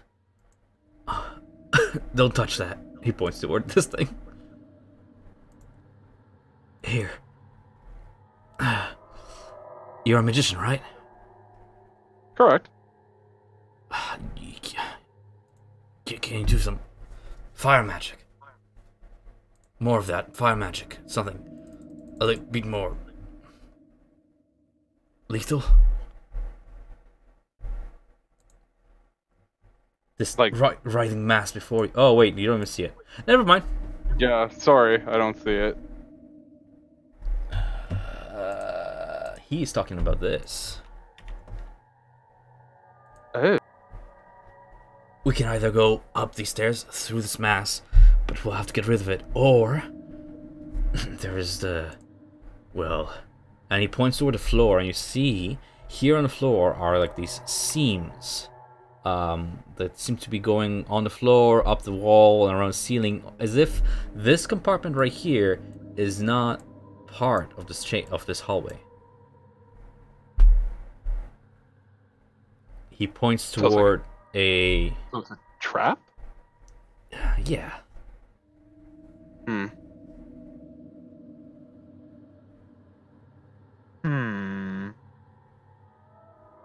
I saw it in use. It's a sort of an elevator that shoots straight up the towers. If we get an elevation, and you being a sorcerer, I see you hovering there like feet above the ground, we can fly out of here. So deal with the mass and then fly out of here. Well, I'm hearing you. He's offering to either take the mass upstairs, or take the trap. Since you guys are going this way, and not the way he was offering before.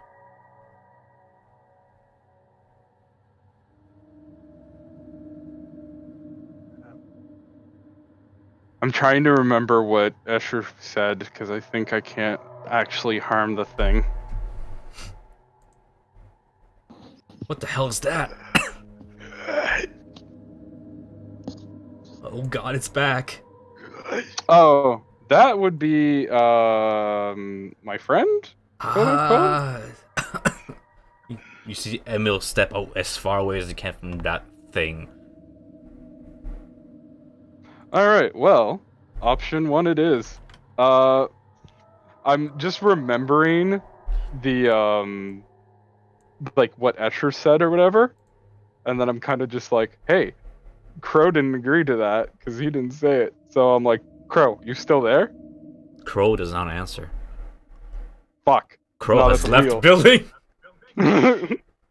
Oh god, the only time it's like, sorry, the one time I need him. I'm gonna turn around and cast Fireball on the massive tar, like as far back as I can. Rolled hit.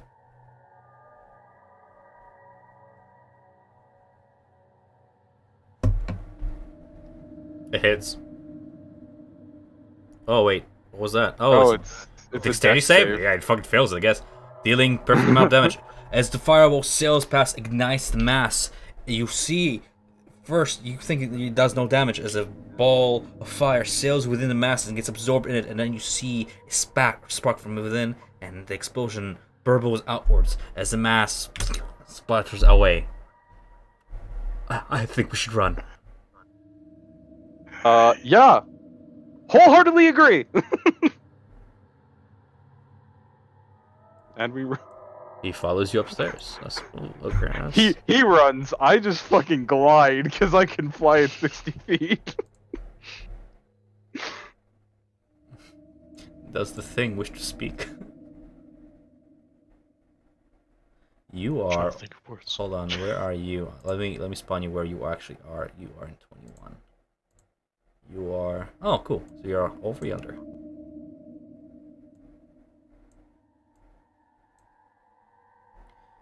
Where's Emil again? There he is. Did we outrun it? Did we outrun it?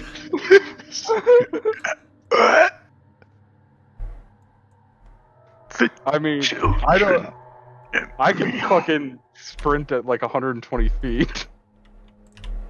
Because of the fly ×2.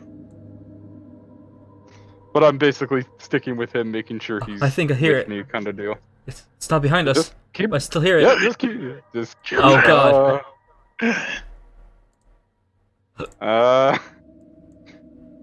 Go around it. I'll keep it busy.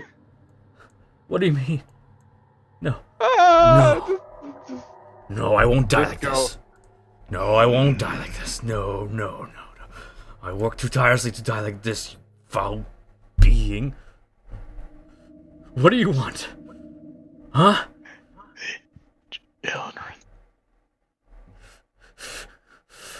Is he trying to confront it right now? He is trying to fight for his life. I'm going to get in front of the thing and tell him I didn't fucking rescue him to do something as stupid as what he's about to do. The thing starts to open its chest, it's opening its maw, and you look into the ethereal abyss. Yeah? I'm going to lightning bolt right forward. So you attack it? Yeah, in reverse straight, because he's trying to basically attack my friend. Of course it gets first in initiative, though. Because it's 15.16, apparently. Alright, and with that, we rule initiative. Emil, you're over here. I'll close this. Let me prep everything as we get into our positions. Sorry. Ah, that's why, because I don't have everything opened. Thank you. Okay. So I guess it does its thing and then I lightning bolt? Yeah, I'm just setting everything up. Okay. Alright. Combat. As it opens its chest wide, you look into the horror that is the void within. As it casts The Hunger of Dark. Hunger of Hadar again. You stare into the void. I'm guessing you're casting it like over here. On himself. That's where it comes The from. area around it, and you within this area, you no longer see as darkness overcomes you. You take half of this in cold damage. As you hear the whispers of gods old and new, dead and still living, licking at your extremities at the very edge of your senses.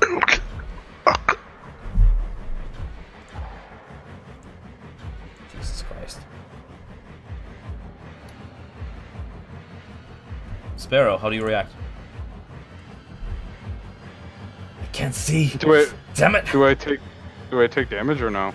Yes, you take 2 cold damage, and then I'll tell you more. And What?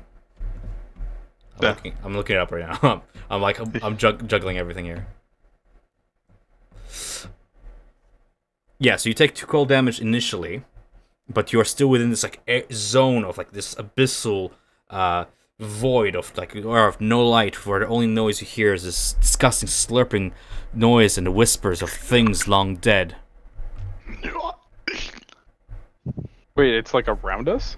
Yes, you. I'm gonna go ahead and spawn a little thing for us to. A little guide. 20 feet area. Actually, I have a better idea. You token. You black. 20 feet, which is gonna be fucking huge, isn't it? And then everybody can see the aura. Confirm. Save. There you go. Holy shit.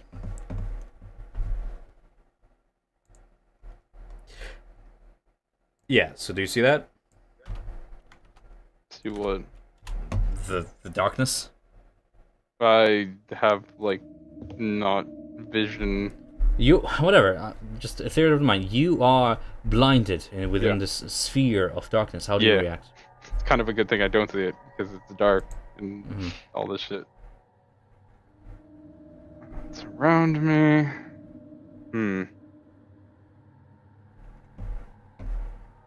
Do I still see the thing or no?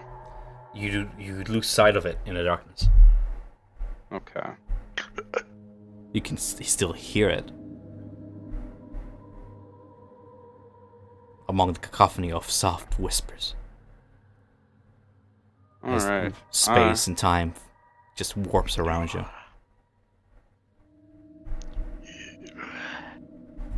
Right there. It's gold. I'm going to... So gold. gold. Utility time.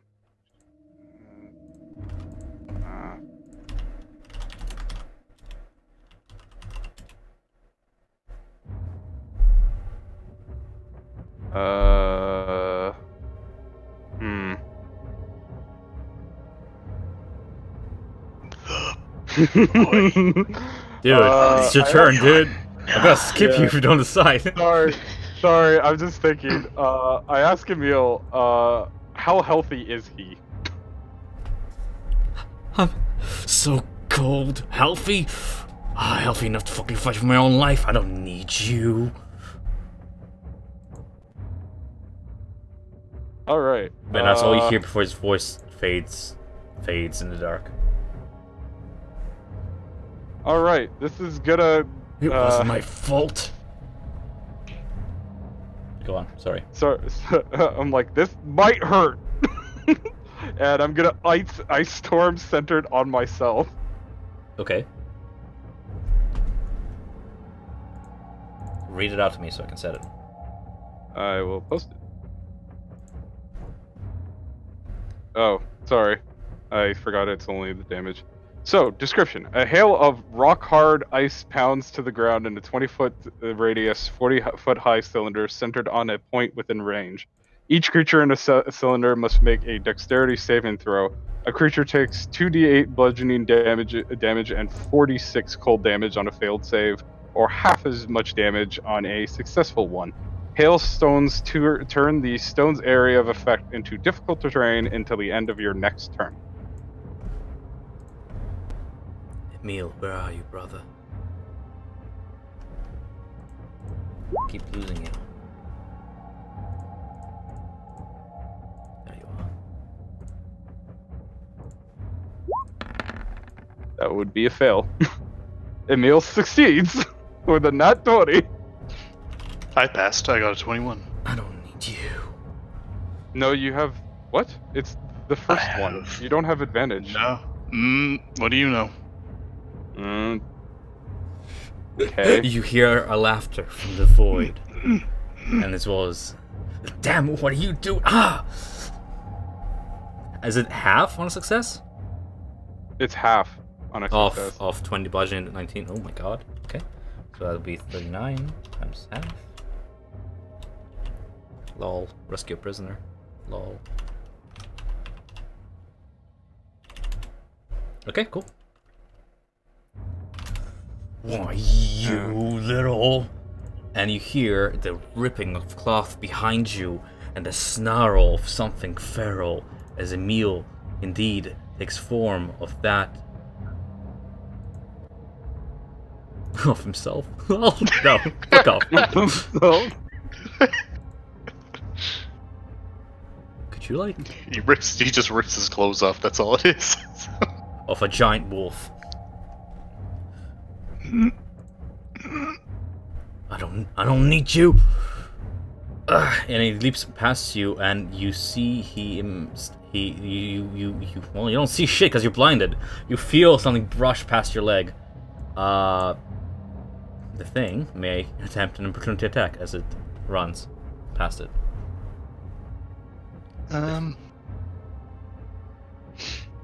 Yeah. We'll do this. But he'll take base damage if it hits. Okay, never mind. Roll it. Actually, that's better. Yeah. You hear a yelp, coming from before you. 17, 16, that's 18. Okay. You come into our cave. And Emil, I guess Emil's gonna attempt a claw. Bite claw. Does any of these hit? The top one. Do I give you lycanthropy? Quick question. Yes. Is werewolf claws magical? No. Okay. Again, you hear something laugh as something else attempts to, like, whines in pain as the thing takes its turn.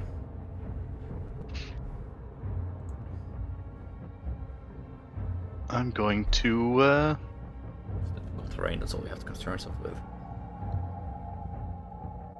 Sparrow, roll me a dexterity save. Oh yeah.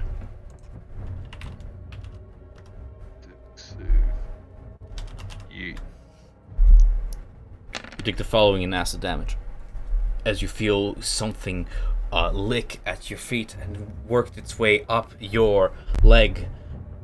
The sizzling smell of sizzling flesh works up your nostrils.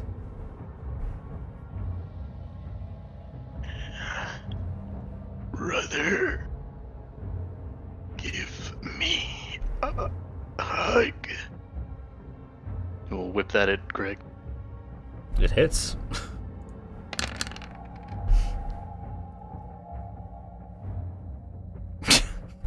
Jesus fucking Christ. That's 24 damage in all. As the tendril pierces you, you see your nightmare made vivid. The horror of it. Also, roll me a concentration check. Which is this. Aha, because I can actually do it now. Oh. Fuck. And you lose concentration on your hail. Or lose wait, it's not a concentration spell. It's not? No, Oh, it's sweet. an instant. That's nice. Yeah. That's very nice. If anything, I would lose concentration on my flying. Yes, that you lose on. Oh, That's, yeah. as you fall to the ground, surrounded by this vivid darkness. Your nightmares come alive. You feel your life force draining. You feel like this might just be your last turn, so you might act. You hear Emil. We're gonna die here, boy. Fire! Cast fire. Set something on fire, quickly.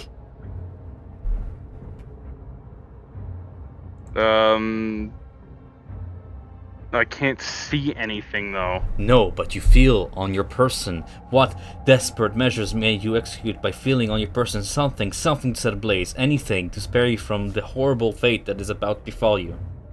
I mean, I already have that torch of continual flame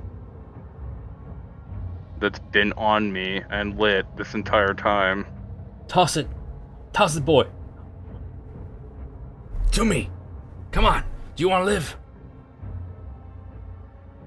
Sure. I feel this is very scripted. Okay, I'll throw the Well, okay, I torch cannot script it to and we him, can I watch you guess. die. I'm saving you, Greg. I throw the torch to him? Uh. In the direction of him, I guess. You may still do something on your turn if you so wish, for it not to be so scripted. Okay, and I'll shocking grasp the thing. Because I can see it now. It was near me, right? It was You attacking. see flashes of it as they flash in and out of your, not so much your vision, but more like your inner mind. Yes, you can see where it's at. Hear it, see it. It wants to be seen. Okay, I'll shocking grasp it then. Okay.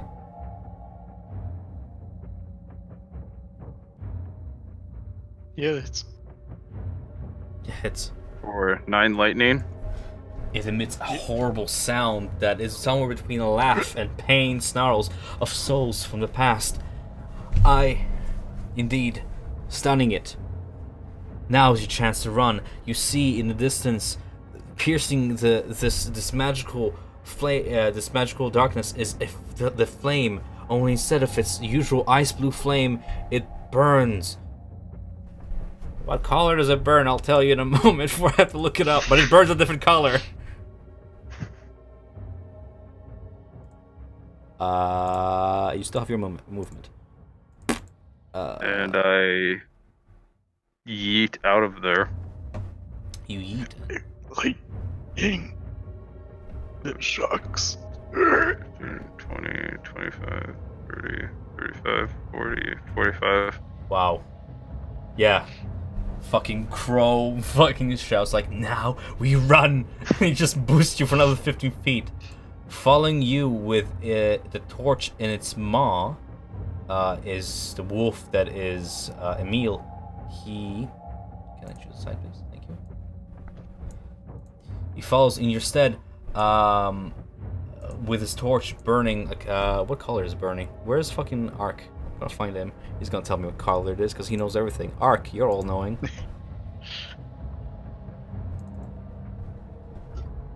Where are you guys, Crash? It's burning indigo. He throws the torch onto the door, and you see the torch freezes in air and opens into a flaming portal, to which Emil jumps and vanishes. The thing gets one last turn.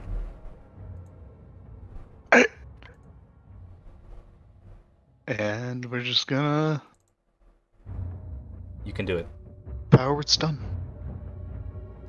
Sparrow, do you have less than 150 health?